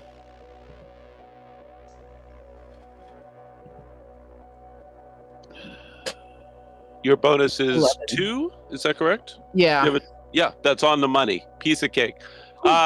You come to, Chad, with a single hit point. Whoa, who's got my hat? I need it back. I'm gonna drag your body over to. You said rule of cool. There's like a door / window that we can pop into a building. Yeah, there's a door immediately adjacent to you if you guys want to drag him in there. Yeah, I drag him in. Okay. This is do that. They hate it when you take off your hat. you're in some kind of apothecary shop. Looking for healing potions. Looking also for a way to dry out these herbs that I have. All of you give me a wisdom roll, please. Let's see who gets the highest. So far, me. Hey! There we go. There you go. Me. Bembo's on the money. That healer's case, you've learned. You've got a couple of things, Bembo. Some smelling salts. 2 doses of healing tonic that will heal D4. And some burn cream. Oof. Additionally, a roll-up medical stretcher so that you can drag along an unconscious ally by yourself with no strength check. Nice. Can I have those healing potions? Yes. You can also choose to save those healing potions and take a recovery roll on your next turn. Oh yeah, how does a recovery roll work? So you'll gain 3 hit points. I'm sorry, your con is 2, right? Yeah. Yeah, you'll gain 3 hit points if you do a successful con roll. So if you guys want to take a turn to engage functions in the shop before you move on, we can start again and go with Chad. Chad, make a con roll. You have a +2 modifier against an 11. Yep, piece of cake. All right. You're now up to 4 hit points. So you're on a roll, and you still have those healing potions if you wish to take them, or you can save them for later on. How often can I spam that recovery roll? You can do it every round. Okay. Yeah. I'll just do it. Heal again. up. There we go. During these rounds, I'm taking care of you, kind of helping you as best I can, giving you water, dabbing your dirty face, and just tutting Steve, over you will make it on your next turn. Let me give it. You already did it on your first turn. You're going to make it on your next turn as well. But let us give Bembo and Glynis turns here. Did you want to put a charge in the ring? Bembo, did you want to do anything on this turn? Is there anything else to search out? Is there a second level to this apothecary or anything else? There is. It looks like it was kind of plebeian residence over a shop. All right, I'll take a look around upstairs. Nothing of interest. A few copper coin, but whoever left this place took whatever was of value with him when he evacuated. Okay. Glynis? definitely gonna put a charge in the ring, and if I want to go up to. Oh my god, there's a lot that I want to do.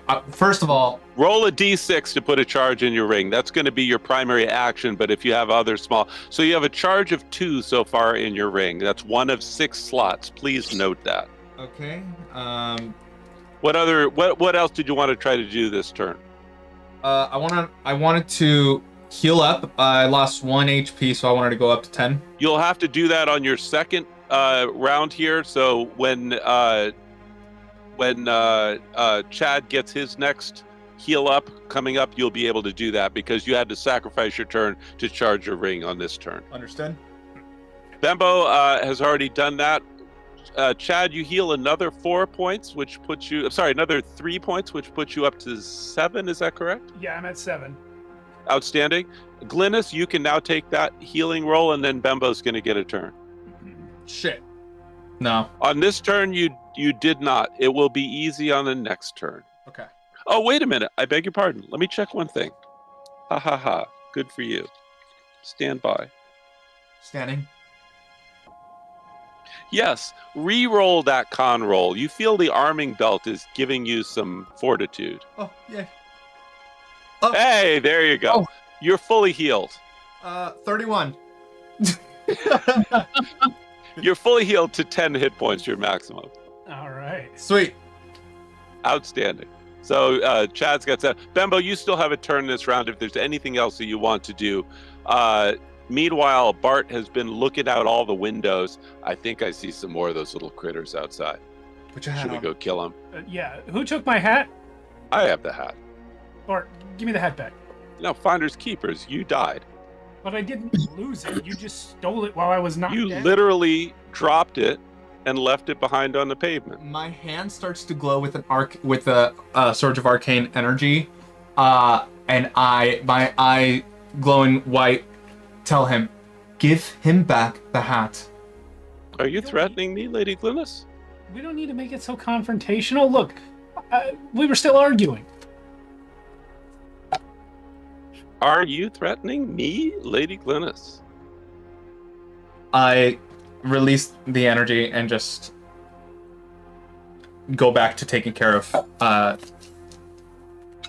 Chad.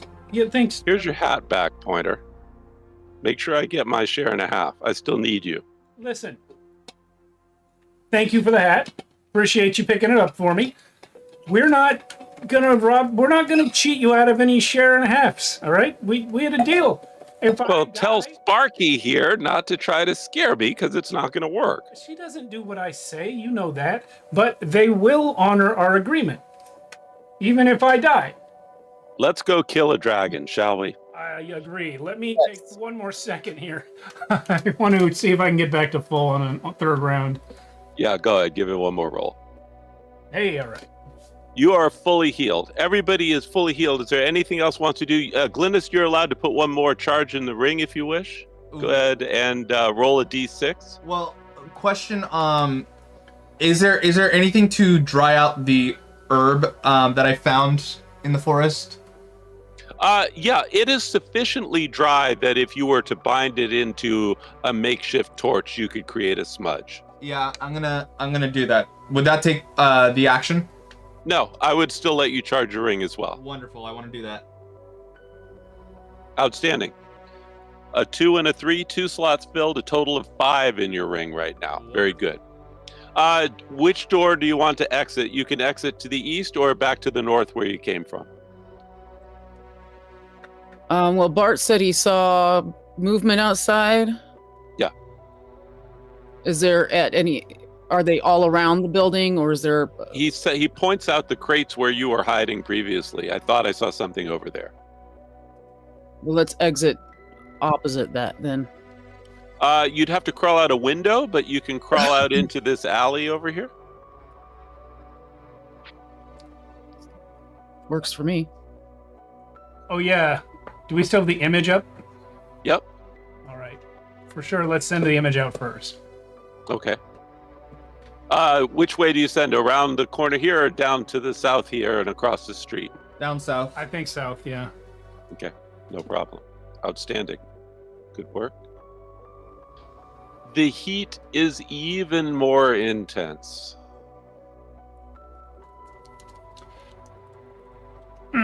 Saw that coming. I don't know if you heard, but I said that you were escorting us to the dragon. I did not hear that on account of being knocked out temporarily. I am escorting you to the dragon. Come along! Good. Do you go and approach the image? Yes. Okay. I will take her prisoner. Come along, lesser foe. Okay, don't say lesser foe. She is clearly inferior to me, a mighty kobold. Everyone, a wisdom roll, please.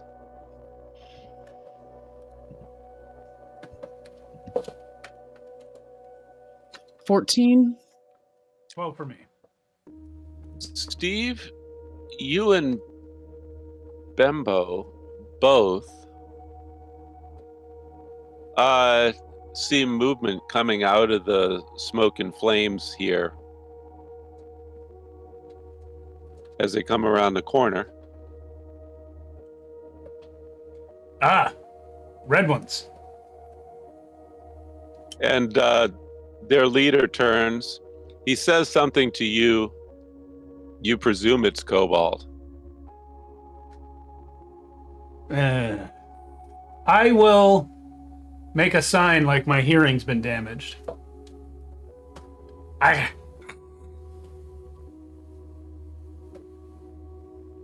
What did you say, Green?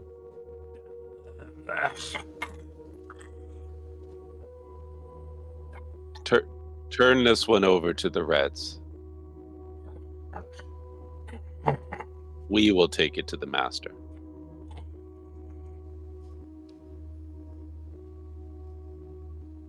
What do you do? I just shake my head and point at my own chest dramatically, insisting that I take her to the master. Give me a charisma roll, please. If I can aid with this, I have my hands behind my back, my hair down. Thankfully, like the ash and everything kind of like has covered me in soot. Give me an easy charisma roll, Chad, for that play acting by your partner, who is pantomiming and essentially puppeteering The image. Excellent. Hey. He's like, we will both take her. Ugh.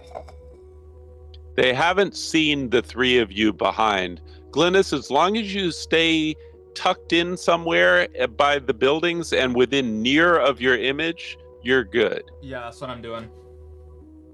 Bart is following you. Bembo, you have a lot more mobility than your friends. Do you wish to do something different? For now, I'll stick.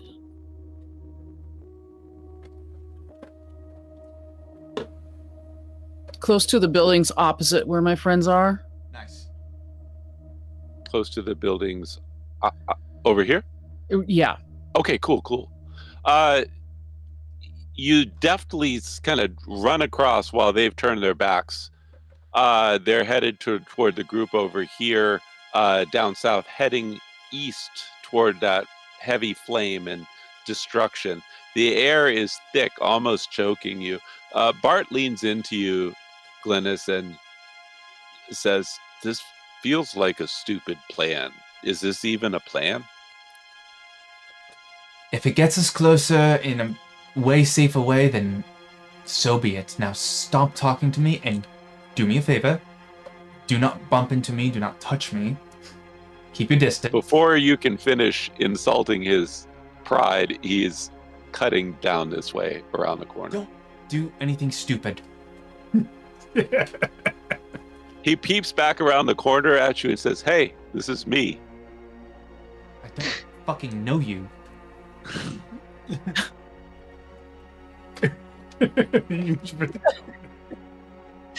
Chad. You immediately,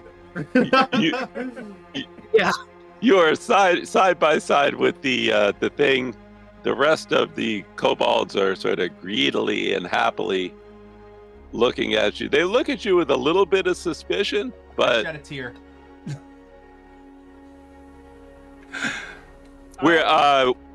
they are throwing a thumb over their shoulder that you should go east. Okay, yeah, I'll follow where they say. I am walking haughtily. I have gotten the sense from their conversation that there's a tier system maybe in Kobold society, and that the reds are higher than the greens, or at least they act like they are. And I am rejecting that. I am putting on a show of being a green who won't submit to the reds. You're definitely getting a sense that there's a little bit of factionism, if nothing else. Okay. Mock is the strongest. Yeah. When you get down here to this burning building, they open the door and take you inside. It's thick with smoke inside, but kobolds are short and they keep close to the ground where most of the oxygen is. Glynis, you are able to, if you are choosing to, kind of stick to those buildings. Bembo, what do you want to do? I'll keep following, skirting that opposite side of the road. Yes. Just to show you what you would be looking at here is if you cross the street, so to speak. There's a kind of an open plaza here, so you kind of really would have to go out of your way and then kind of cross over to get to about there. It's up to you. There's a lot of smoke and flame down here. It's easy to hide, but it does put you further away. If you were to rendezvous back with Glynis, you could definitely take the top of the building. I'll do that instead. Okay. I don't want to take that long route. Piece of cake. A wisdom roll, please, Bembo.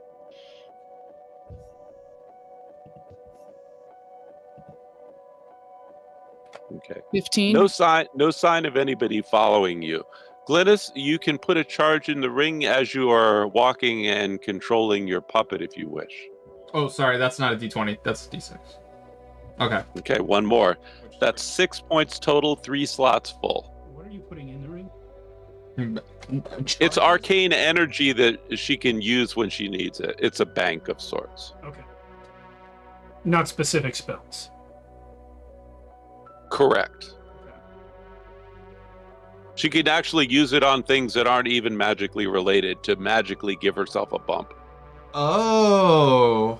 That's right. It's quite powerful. Okay. So It all gets expended at once, but when you need it, you need it. So if you needed to make a daring do jump across a rooftop and you rolled a 2 and you've got 16 points banked in there, you made it. This is similar to Harry Dresden's kinetic rings.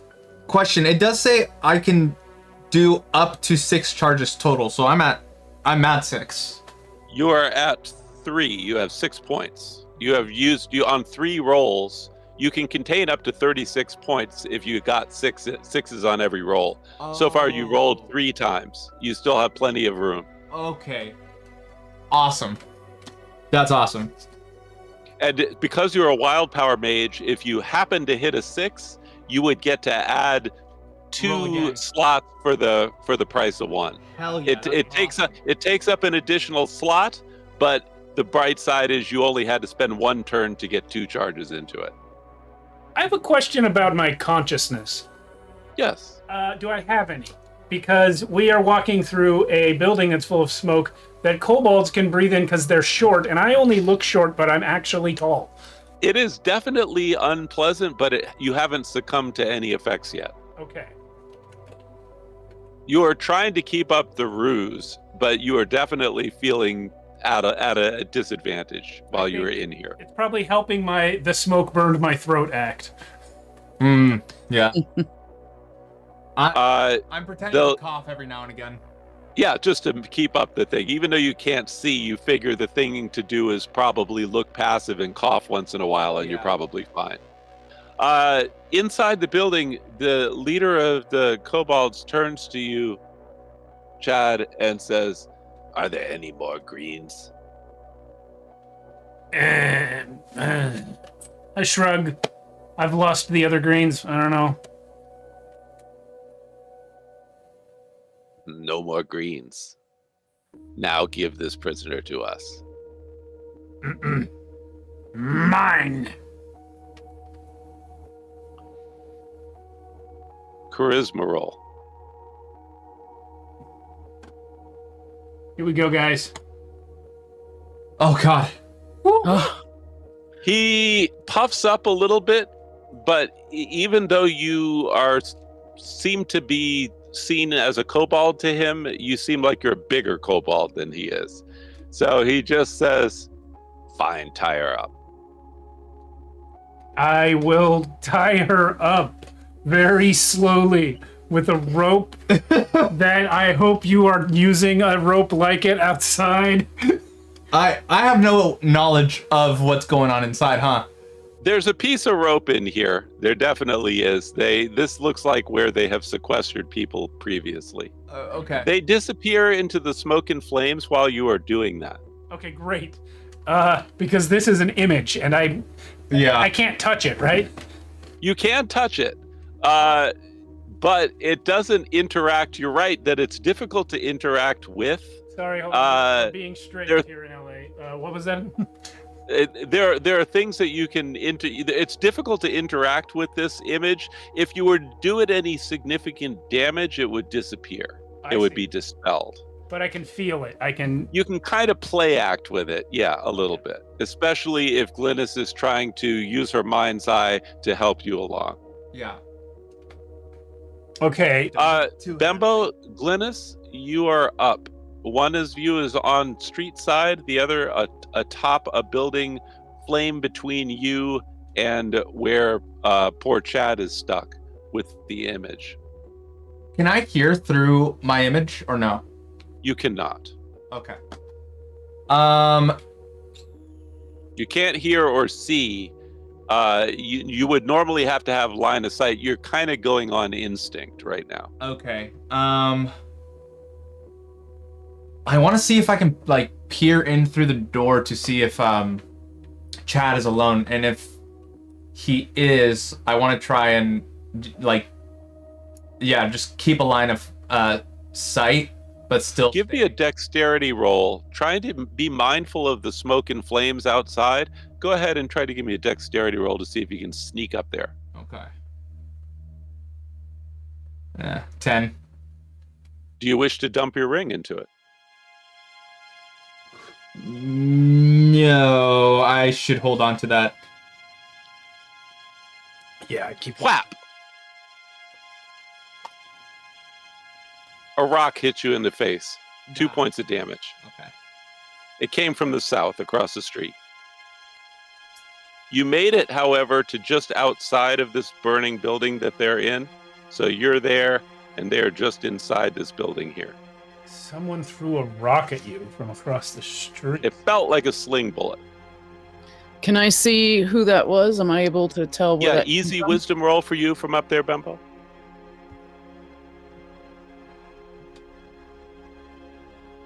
Somebody's in the smoke and flames, possibly inside one of the buildings across the street from your vantage point.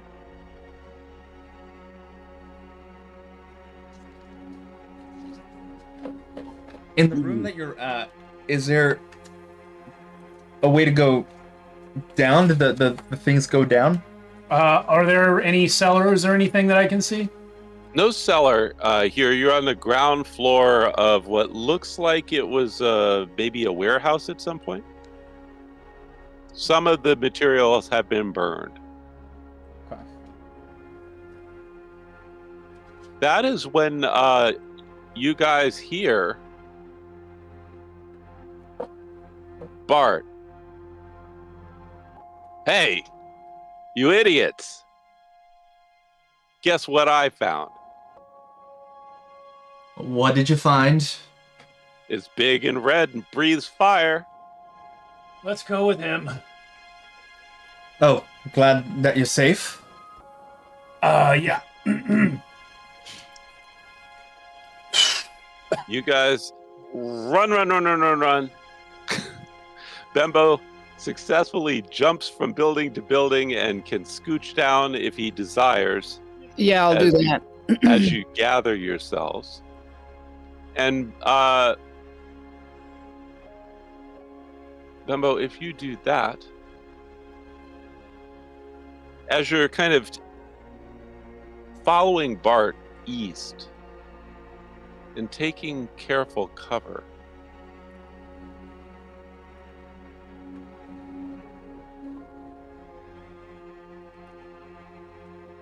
you are sneaking along what looks like the grounds of an old church. You kind of looking both ways. It's very hot here. Lots of smoke and flame. Wisdom rolls, everyone, please.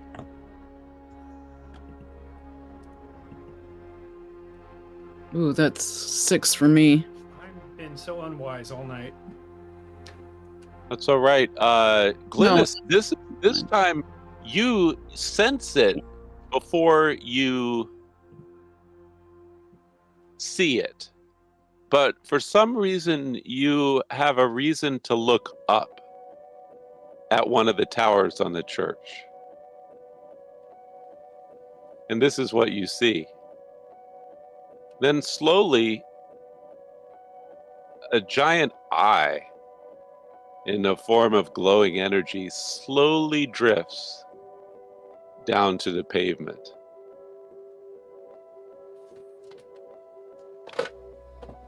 Interesting.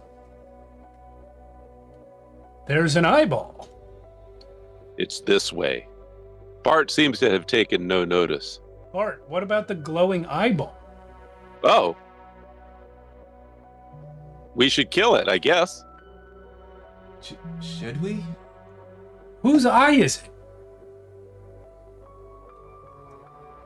Does it seem to acknowledge us, look at us? It definitely, it can't really blink, but its slit-like pupil narrows and pulsates for a second as it resolves in the changing light. It's looking at us. Is it doing anything that is in any way hostile? No, it is not.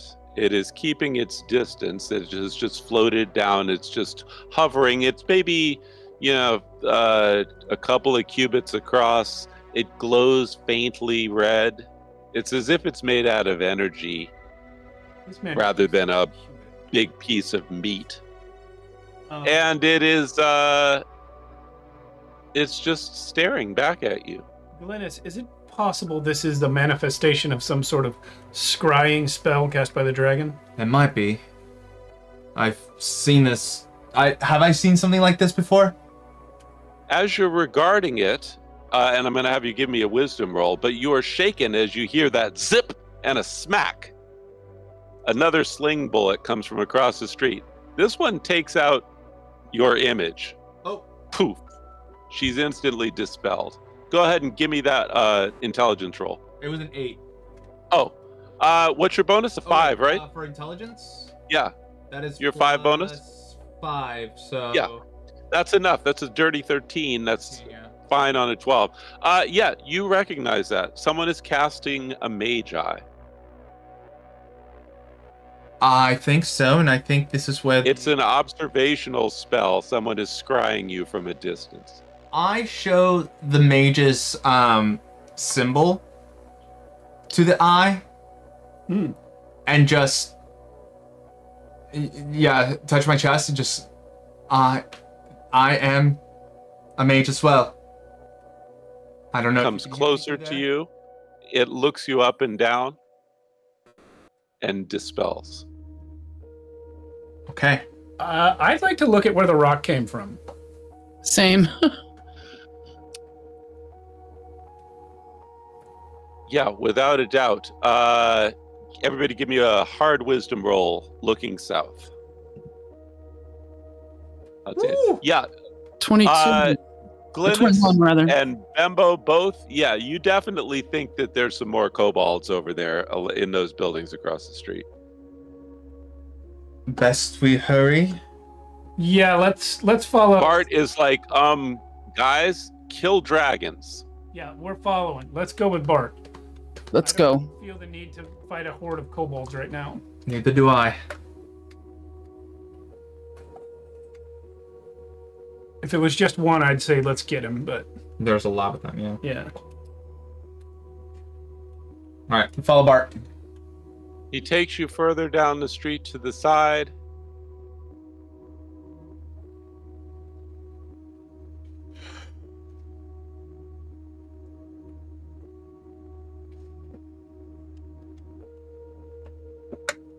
And further down. And then turns south between these buildings as you go this way. Okay. Look around the corner. And as you look south and move with great caution, you can feel the heat. The tension is thick in the air.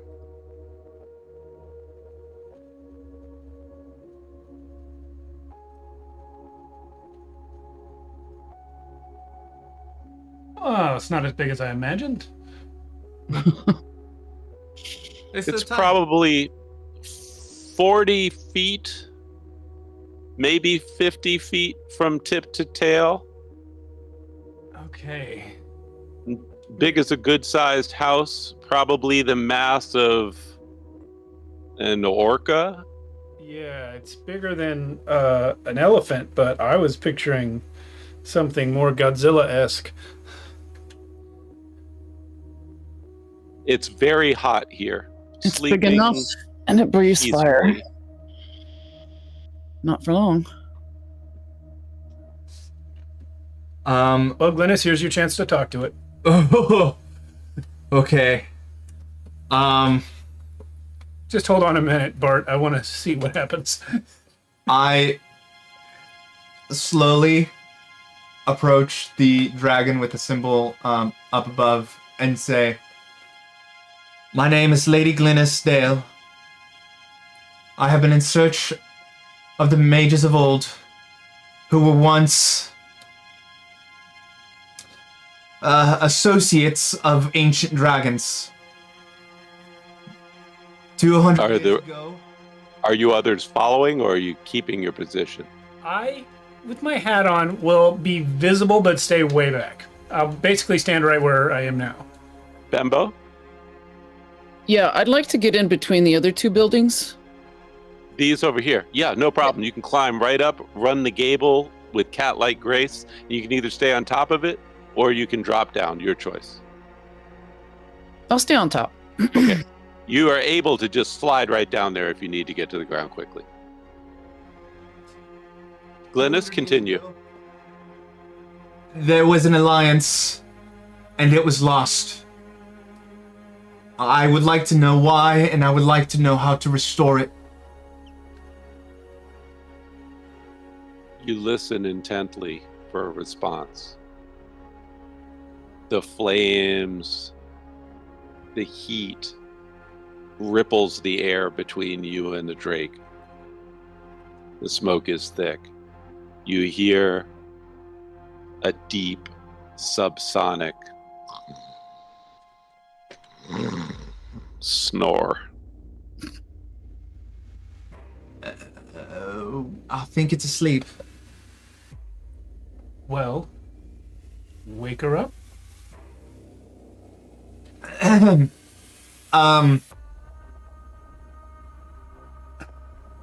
Shit.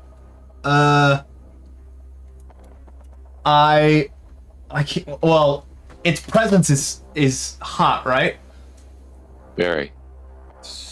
I can't just go up to it. You can try. I want to try and wake it up as best I can without dying to its presence. Can I, for flavor, kind of hold on to my arcane missile and then have it flare out from me more as like a passive, like wind to like wake it up gently? You want to nudge it with your arcane missile at low power. Yes. Yes, absolutely. I won't even have you roll for it. You say the incantation, you perform the proper somatic ritual, you say the words. Describe what you do. Yeah, so I hold on to the arcane missile until its energy, being that I've held it for so long, starts to kind of radiate up my arm, my eyes once again glowing in that same manner that I was threatening Bart with. But instead of releasing it from my hand in a shard of pure energy that would hurt anything, I kind of suck in the arcane missile and then blow it from my lips in a giant gust of wind. Okay. Definitely the flames are fanned on the deciduous tree burning behind the dragon as you do this. The shutters that are loose and hanging from the damaged buildings behind you move with the gust. The dragon grows silent for a second. It stops snoring. It has not moved. And then suddenly you just hear a low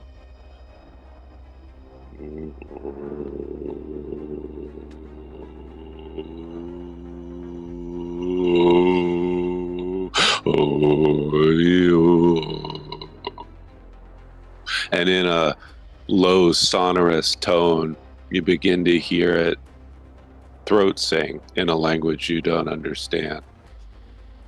Can I use the hero die to comprehend it?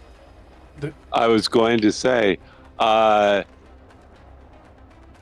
says negotiate. the vibrations of this enchantment, you recognize certain ancient words that are meant to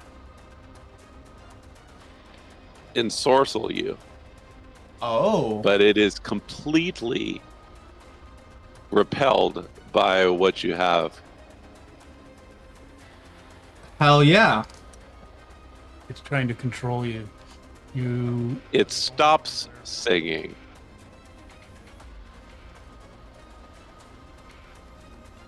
It refuses to move.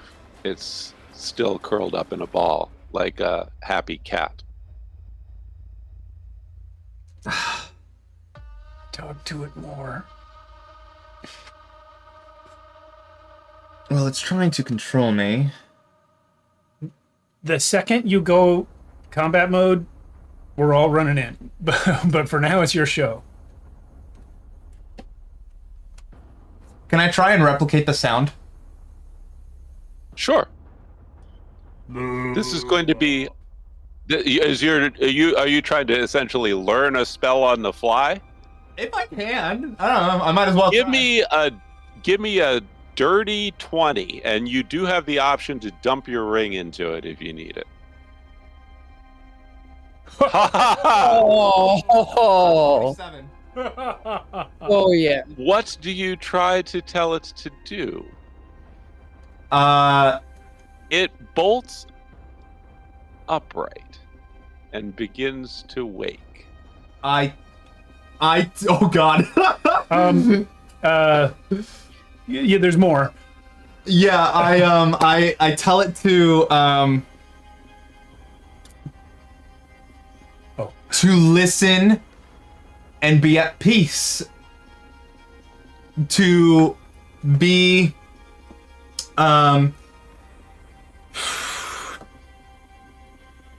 Peaceful. well This spell is new to you, Glynis, and while you feel like you have cast it appropriately, there's a void, an arcane void. You reach out with your arcane power, trying to turn that song back on its source, okay. but you're not reaching a consciousness there. It's as if there's no one there. Oh. It's okay. So it's devoid. Oh, okay. I look over to y'all and I just say, I don't think there's anything in there. I hold up the symbol to see if it recognizes anything. Does it? It's looking at you, but not responding. We go to Bembo. Bembo, you're at the top. You're seeing this spectacle. Mm-hmm. There it is. There, that is a dragon, and the noble lady Glynis is trying to have some kind of weird arcane intersection with it. What do you do?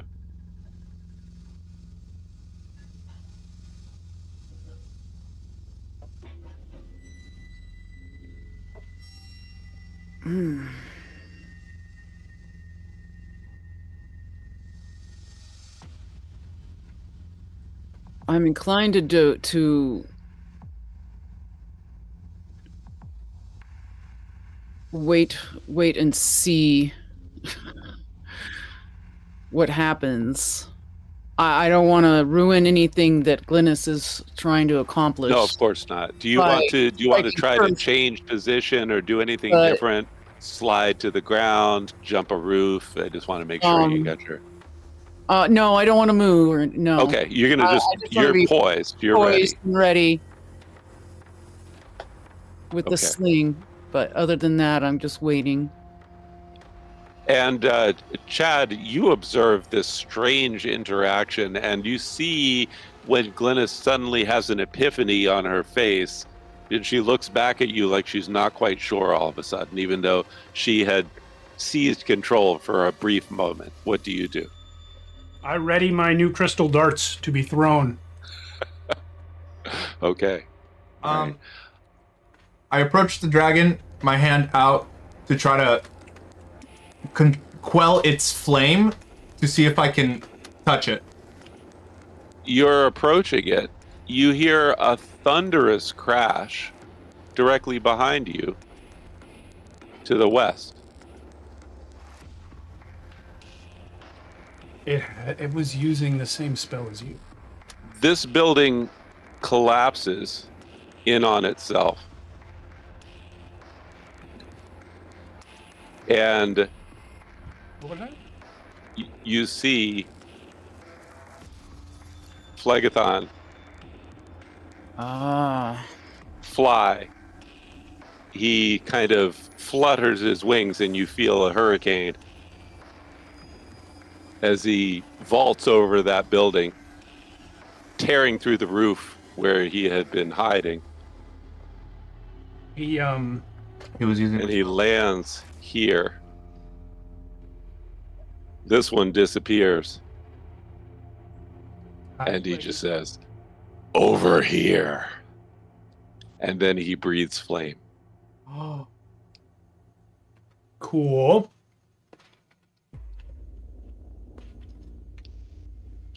Uh, 12, 14. You take 21 points of damage. To all of us? No, just to Glynis. Question. I have the rare herb. Does that help me in any way?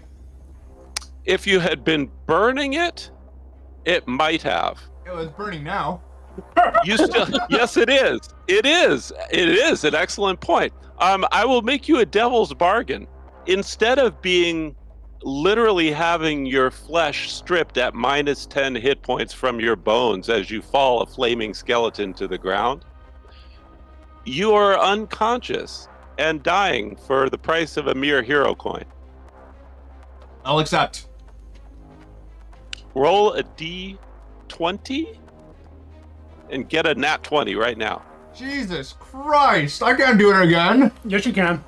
Yes, you can. I'm scared. You got this. All right, close enough. Roll a d4. Wait. Can I use my charges on this? You cannot. Dying timer is the one thing that you can't. She's still on fire, guys. So somebody should help her soon. You watch this happen as a gout of flame rushes over your friend and just utterly immolates her. She is dying. She will die at the end of her next turn if she doesn't roll a nat 20. Let's go to Chad. Chad has no choice, I think. I'm aware that Bembo has a burn kit. I'm gonna run. Let me see. I'm gonna run this way to draw its attention towards me instead of the fallen. And as I run, I would like to throw my dart. Yeah, without a doubt. Just roll me a dexterity score. You're point blank range when you run right by it.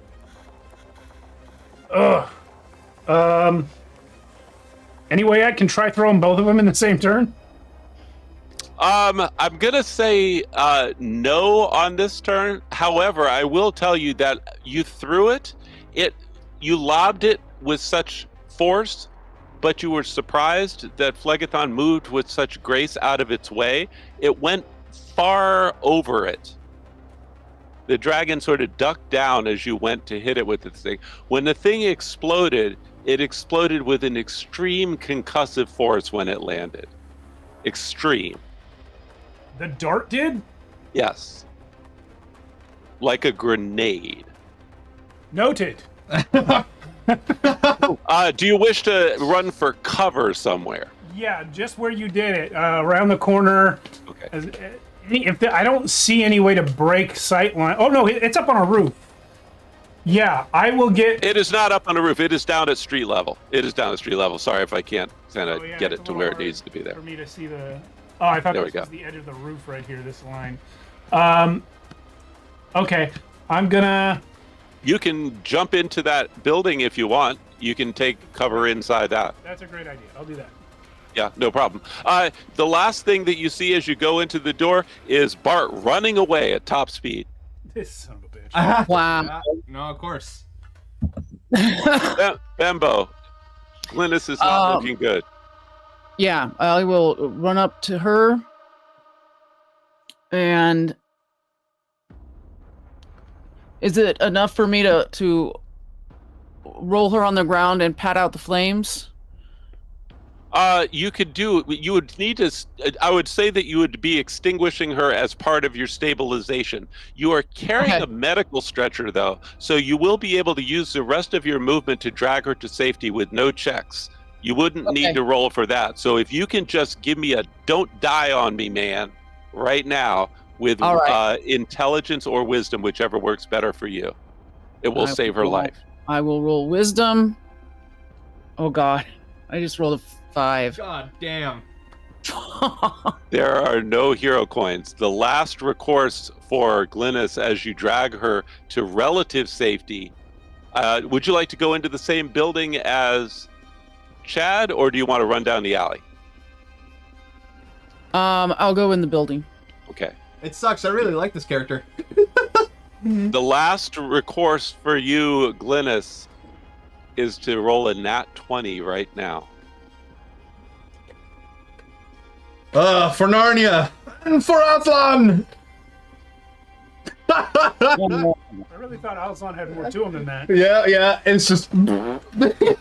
Your final thoughts, your last breath as you expire. What do you say? I think there's a desire for the protection of my friends, and I feel this sense of failure as a mage, and as much shit as I gave them to the people that I really cared about. As I fade, my eyes, slowly opening and closing, I spot Chad, and Yeah, you're dead. I smile and die. A beautiful and valiant death. Well played. The dragon summons a hurricane heat wave and sends it out toward you. Everybody take an easy defense roll. So take whatever your defense is, which is either, I think, a 5 or a 6 with what you currently have for protections, and add that to a d20 roll. Whoop. I clicked on the wrong. Oh, 10. All right. I have 15 in my defense, but so where am I looking? So there's two things. There's a defense bonus, which would be +5, and a defense score, which is 15. In this case, you'd be adding it to the d20 roll that you got. So each of you feel the intense heat as it sends out a wave, almost a shock wave of heat. 4 points of damage, Ouch. just from burning flame coursing its way even from behind cover. So this pendant that I have that made me feel warm and fuzzy is not a thing that protects me from fire. So two important things. No, it does not protect you from fire. Bembo, you heal 1 point. The spider is putting healing energy back into you. Okay. Chad, it actually makes you hotter and therefore bursts you further into flame. It might. But you guys are still alive. Yes. Glynis has passed. There is no sign of Bart. What do you do? I run to the window. I pull out the cylinder. I point it at the dragon and I unscrew the lid. This thing pops out. It almost feels like you have uncorked a Jack-in-the-Box. Snakes! Yeah. Huh. Wait, what? I really That thought is this what was a it looks bazooka. like. It's about 3 feet long, multiple eyes, strange tendrils. It's herpetiform, snake-like. It slithers like you shot it out of a bazooka straight for the dragon. Awesome! The dragon just obliterates it. Oh, what? But it was dire circumstances. It's still it is still alive, and it's kind of squish, but it's oozing kind of glow green pus out of it, and it's underneath the forepaw of the dragon, who has stopped it right there. It might still do something, but you have no idea, and you really don't want to be anywhere near that thing now that it is wounded. Bembo, you're up. Bart, what do you got, Bart?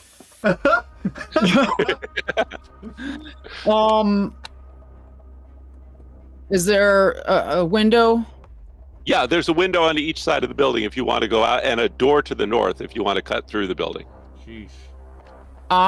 What I'll do is I will sling a rock at it from the window, because that's what I got. Yeah, outstanding. Go for it. Is that strength or dex for that? Dexterity. 14. It plinks off with no damage.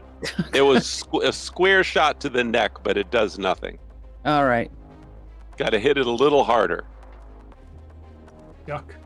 You still have movement, both of you.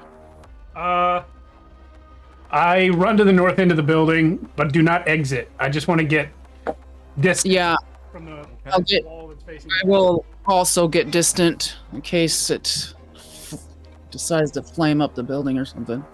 It takes a moment to completely smash the creature. Oh. It flaps its wings and hovers over the ground for a second, and you guys are located in this building here. Yeah. Is that correct? Sorry. Boom. Yeah. For Glynis and Bembo and Glynis. Oh, there we go.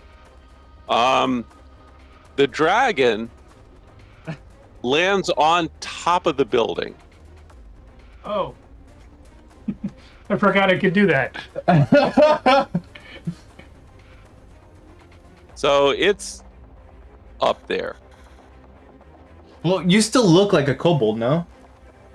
I do, but I also just threw an exploding crystal at it. Yeah. And a snake bug thing. Oh, that's fair. I like it. I can't make my dragon drag. There we go. I really thought There we that go. was going to be useful. So it's up on top of your building. There's so many dragon pictures. Bembo, would you like to run up to point blank range and toss this exploding dagger at it? Either that or I can try this dagger that I have. Either one. How about this? You go at the north, I'll go at the south. We'll both throw daggers at it. Or you can plant those inside of me and throw my body there so it could eat it and kill it from the inside. I personally would have a much harder time throwing a human body than a dagger.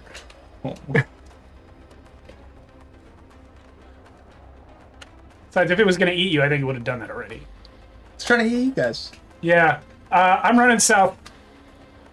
Pick one for the team. Eat it. I'm running out the south door. And Bembo, are you going to go in the opposite direction? He's going out the south door, you're going out the north? Yeah, I could. Yeah. And you're each going to throw projectiles at it. just to make your mapping as hard as possible.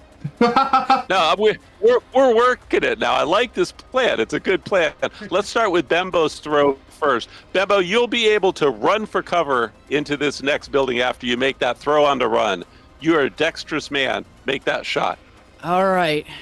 Got to get a 15 to hurt it.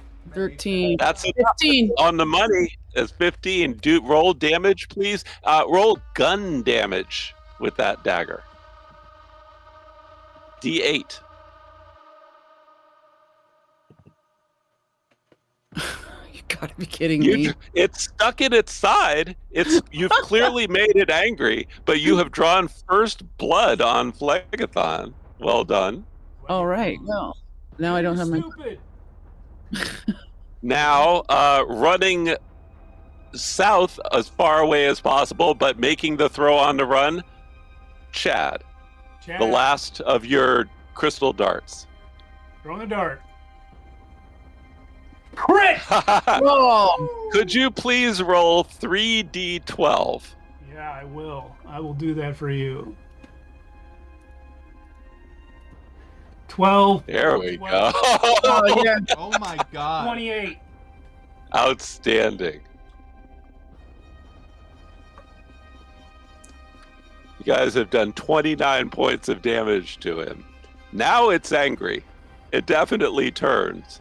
It looks at you. It breathes in, and it says, "That hurt. I haven't felt anything like that in 100 years." Cool. Hey, before you kill me to death, what was that bug thing I threw at you? I don't know. You brought it. Yeah, they told me it was going to be awesome. It did nothing. Don't believe everything you hear. So you didn't really feel something like that 100 years ago? I've killed many things. I don't keep track.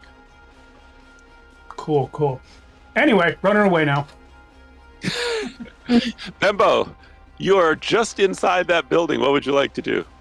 I'll use the sling again. No problem. 15 is what you got. Again, another shot. Go ahead and roll weapon damage, please. D6, and add your weapon bonus if you have one. I think you're all basic, though. Basic effort. No, it'd be just a plain D6, no modifier. Oh, I gotcha. 4. Another 4 points. It was surprised after taking such a resounding hit from the elf. It now flicks back at you. You can continue to take movement if you wish. You can hide in the building further, exit the other side. What would you like to do? Yeah, I'll duck inside that building and head towards the other end. No problem. As a matter of fact, you have enough movement to get clear into the next building if you wish. I will do that. You absolutely can.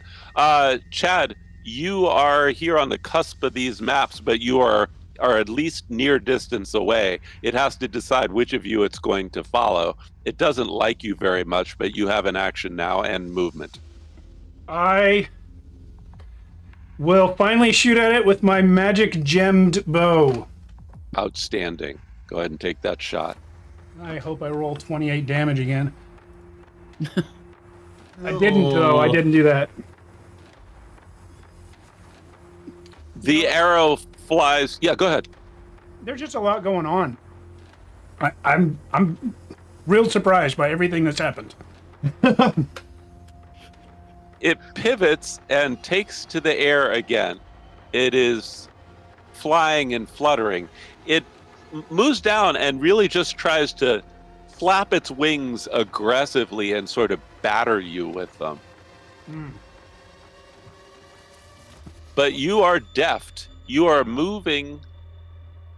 It is following you. It rolled lower That than I did. dart you did some incredible damage to it. And also on that 20, take a hero coin banked as well. Oh, heck yeah. So that is going to put you, just so I see, 1, 2, 3. We are moving here now Question. Since I earned... on the run. It is in the air just a little bit. Bembo is in the other direction. No sign of Bart. Since I earned that hero coin on the exploding dart, could Yes. I have spent it immediately to retry that arrow shot? Yeah, that's fair. Yeah, go ahead, and if you want to expend it for a second attack, go ahead right now. Just do a new roll. Still no good. Another arrow goes flying. Again, a small fletched projectile in the face of a hurricane wing flap. It's a tough thing. It is. But he is just hovering about near distance over the ground, just trying to decide how he's going to dispatch you. He hasn't quite made his mind. He breathes in. Oh, this is going to be so good. Bembo, you are clear of the dragon for now. You've lost your friend, but the dragon doesn't know where you are either. What would you like to do?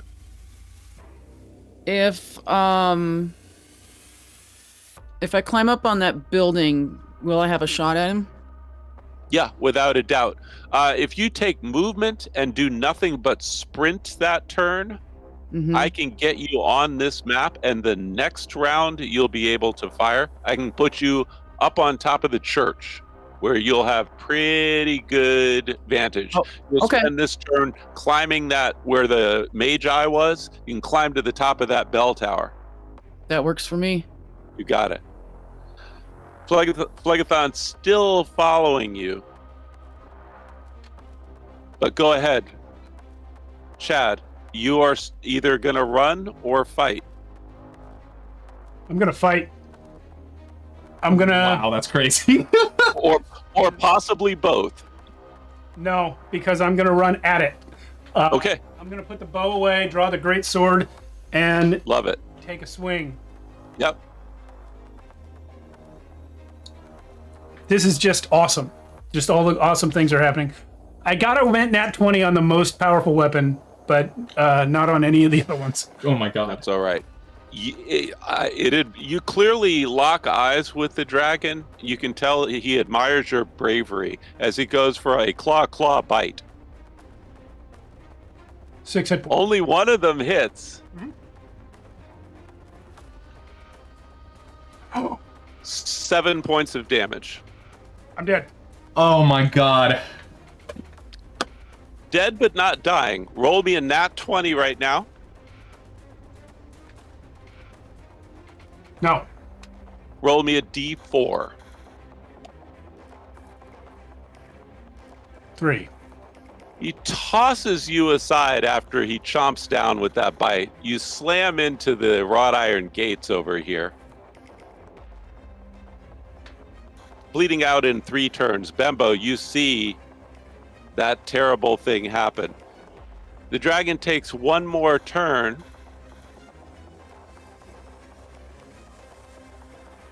And you see it breathe.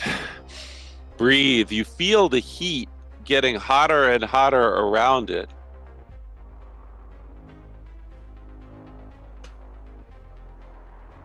And it is able to buff itself up just a little bit. Bembo, you're up. Your man is down. It doesn't know where I am. He does not. You are concealed. Right now, he seems to be recovering. His health bar is going back up. Um, Can you imagine if I'd hit it any of those 3 times? God dang it. We'd still be alive. You wouldn't. But I, To, climb down and grab Chad and take him into the church. Yeah, you can. You climb down this way. You can scoot right around and come in on this side. He will lose 1 round of bleed out because you have to be moving him this time. But you can get him safely into the church with no strength roll using that medical stretcher that you recovered from the apothecary. Well done. Take a hero coin for that. All right, cool. The dragon will look for you. It doesn't know where you are. It attempts to recover a little bit more. It does. I don't like it when the dragon. Oh, okay. It is looking a lot healthier. He's got a Great.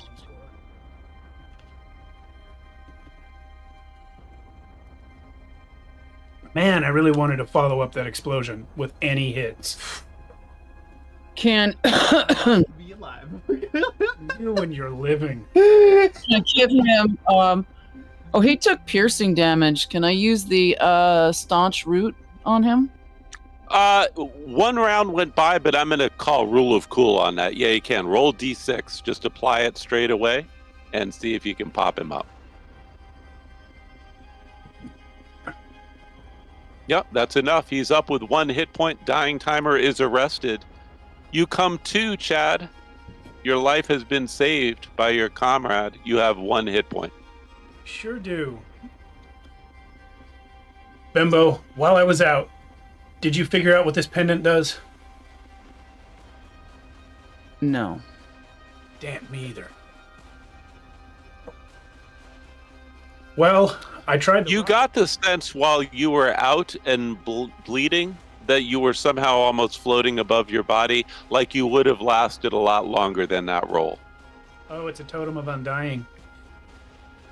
Not undying, but it certainly slows death. It was a Minecraft reference. True. Good point. Good point. So I still have those 2 healing potions or whatever. I want to quaff those and attack again. I'll let you spam both of those if Bembo wants to do without. Bembo, what's your current health? Are you fully healed? I have 7. So you can do a recovery roll and he can slam those if you want. If you just want to roll a d20, we'll see if you get a couple of hit points back. Sounds good. Good enough. Okay. And go ahead and roll. I think that's. Are they 2d4s? Did I say, or 2d6s? 2d4. Roll 2d4, Steve, twice. So roll 2d4. Yeah, there's one and one. There you go. Up to 3. You are fully healed, Bembo. You both have a turn. The dragon does not know where you are, but it is definitely on the hunt. It is just walking slowly around the corner of the church grounds there. Yeah. I'm gonna exit. If there's a door on the east side of the building. Yeah, if you run all the way through, Yeah. you could go out this side. I'm gonna do that so that I don't give away where Bimbo is when I come running back around the corner with my bow drawn again, yelling, "I didn't kill my wife!" And I'm gonna fire the arrow at the dragon. What? I have the future background. 15 is what you need. Dirty 15. Okay. The bowstring snaps. Can I The die? gut made brittle by the flame. It just snaps. The bow is down. Oh my gosh. Nobody Bembo. believes me. It turns around when it hears the war cry. Bembo, you have a moment with the dragon turned around. Can I get back up to the steeple from inside? Yep, absolutely. Crawl right up the pillars inside and make your way to the roof. All right. And I will use the sling again to know. The dragon takes flight now, getting startled and pinged. It beats its wings again.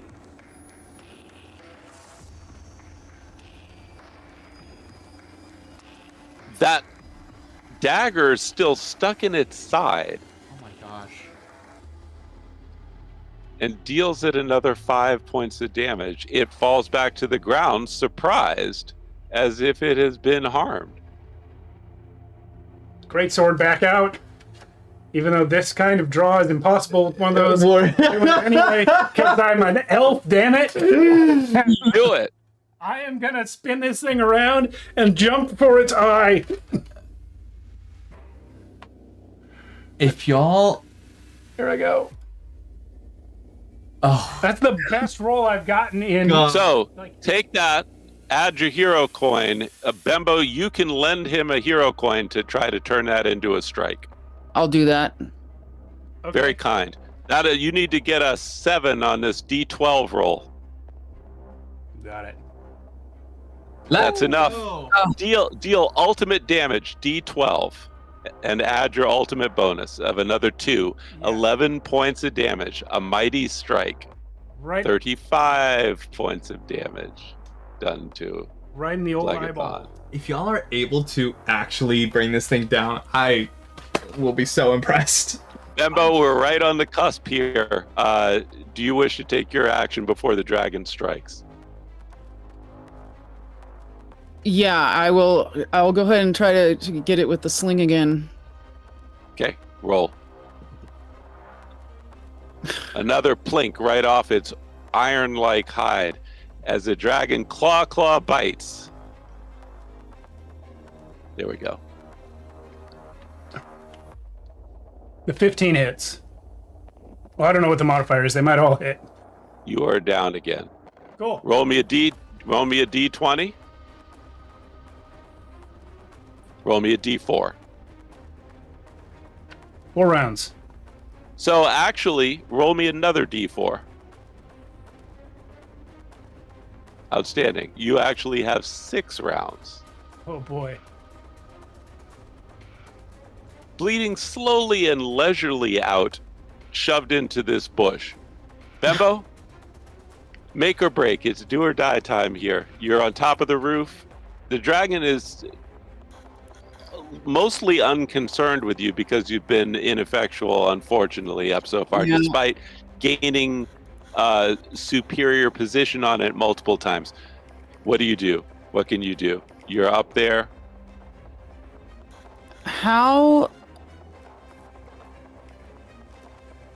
low is it flying compared to where I am at? It's on the ground right now. You It is could on the definitely ground. death from above it if you wanted to. Ride it.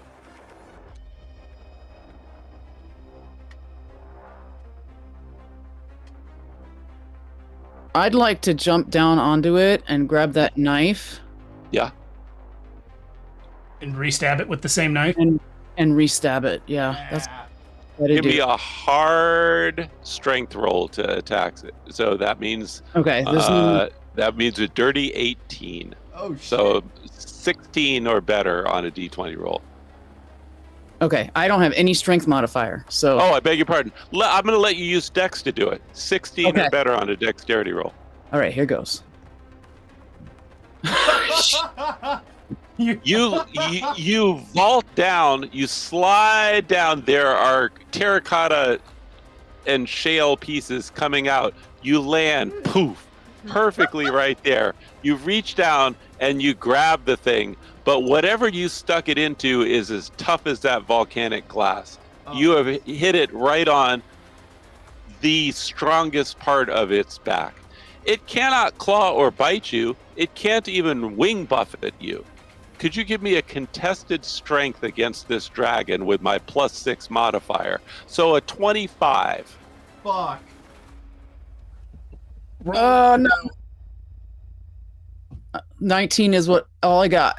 It throws you so far, just bucking you. You hit the pavement. You only take 5 points of damage. Oof. Dang. You have 5 left, right? Yeah. You haven't lost any? She took a recovery last round. No, I did. Roll a d20, Bembo. I'm sorry. Roll a d20, Chad. Sorry. Ignore that natural one. Oh, He said not ignore that it. natural one. Lose 2. You're bleeding out a little faster than you had expected. Bembo, the dragon definitely did not like anyone trying to ride him. Sorry to interrupt. 8 minutes. We will be done in half that time. Oh, The dragon is unable to recover. It doesn't know where you are, but it hates your guts, Chad. It looks at you. It attempts to breathe in deeply.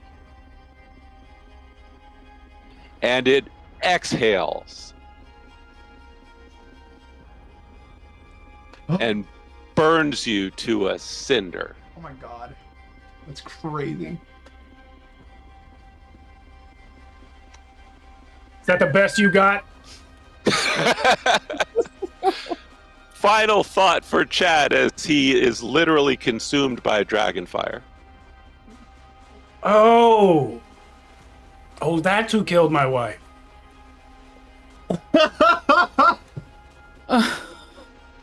Bembo, you are able, as you pick yourself up and limp around the corner to see your friend go up in flames.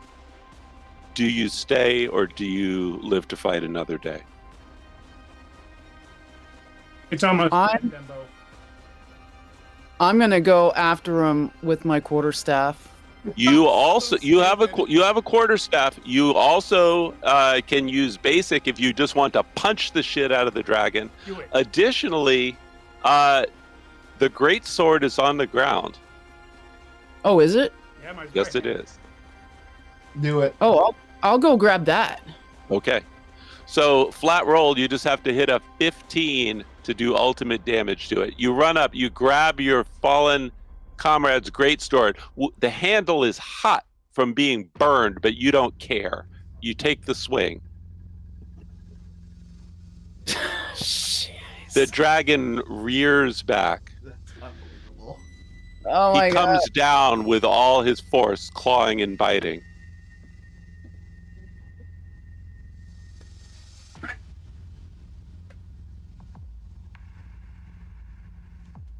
Max, You are torn in half. this is the second TPK you've been in today. Yeah. Final thoughts for the mighty Bembo. I'll never run and leave my friends to die while I cower. A valiant death. Death before dishonor. The scene behind you is worse. The looming fiery apocalypse is coming for Riverton. Back at the bar, Bart is telling tall tales as he has his last ale and escapes to the north. Fuck that guy. What an asshole. Fuck that guy and the lady that could have come with us but didn't. And that is the end of our dragon fight. Chris, I thanks thank so you much. all for absolutely valiant, beautiful play and a memorable death saw. Dang. We're going to sign off real fast because we got 5 minutes before the next one. Thank you, Chris. Thank you, Cindy. Chris. 2 TPKs in one day so far. Beautiful work nonetheless. Yes. And it was a real pleasure. Thank you guys. All right. Archonia Fest. Archonia Fest.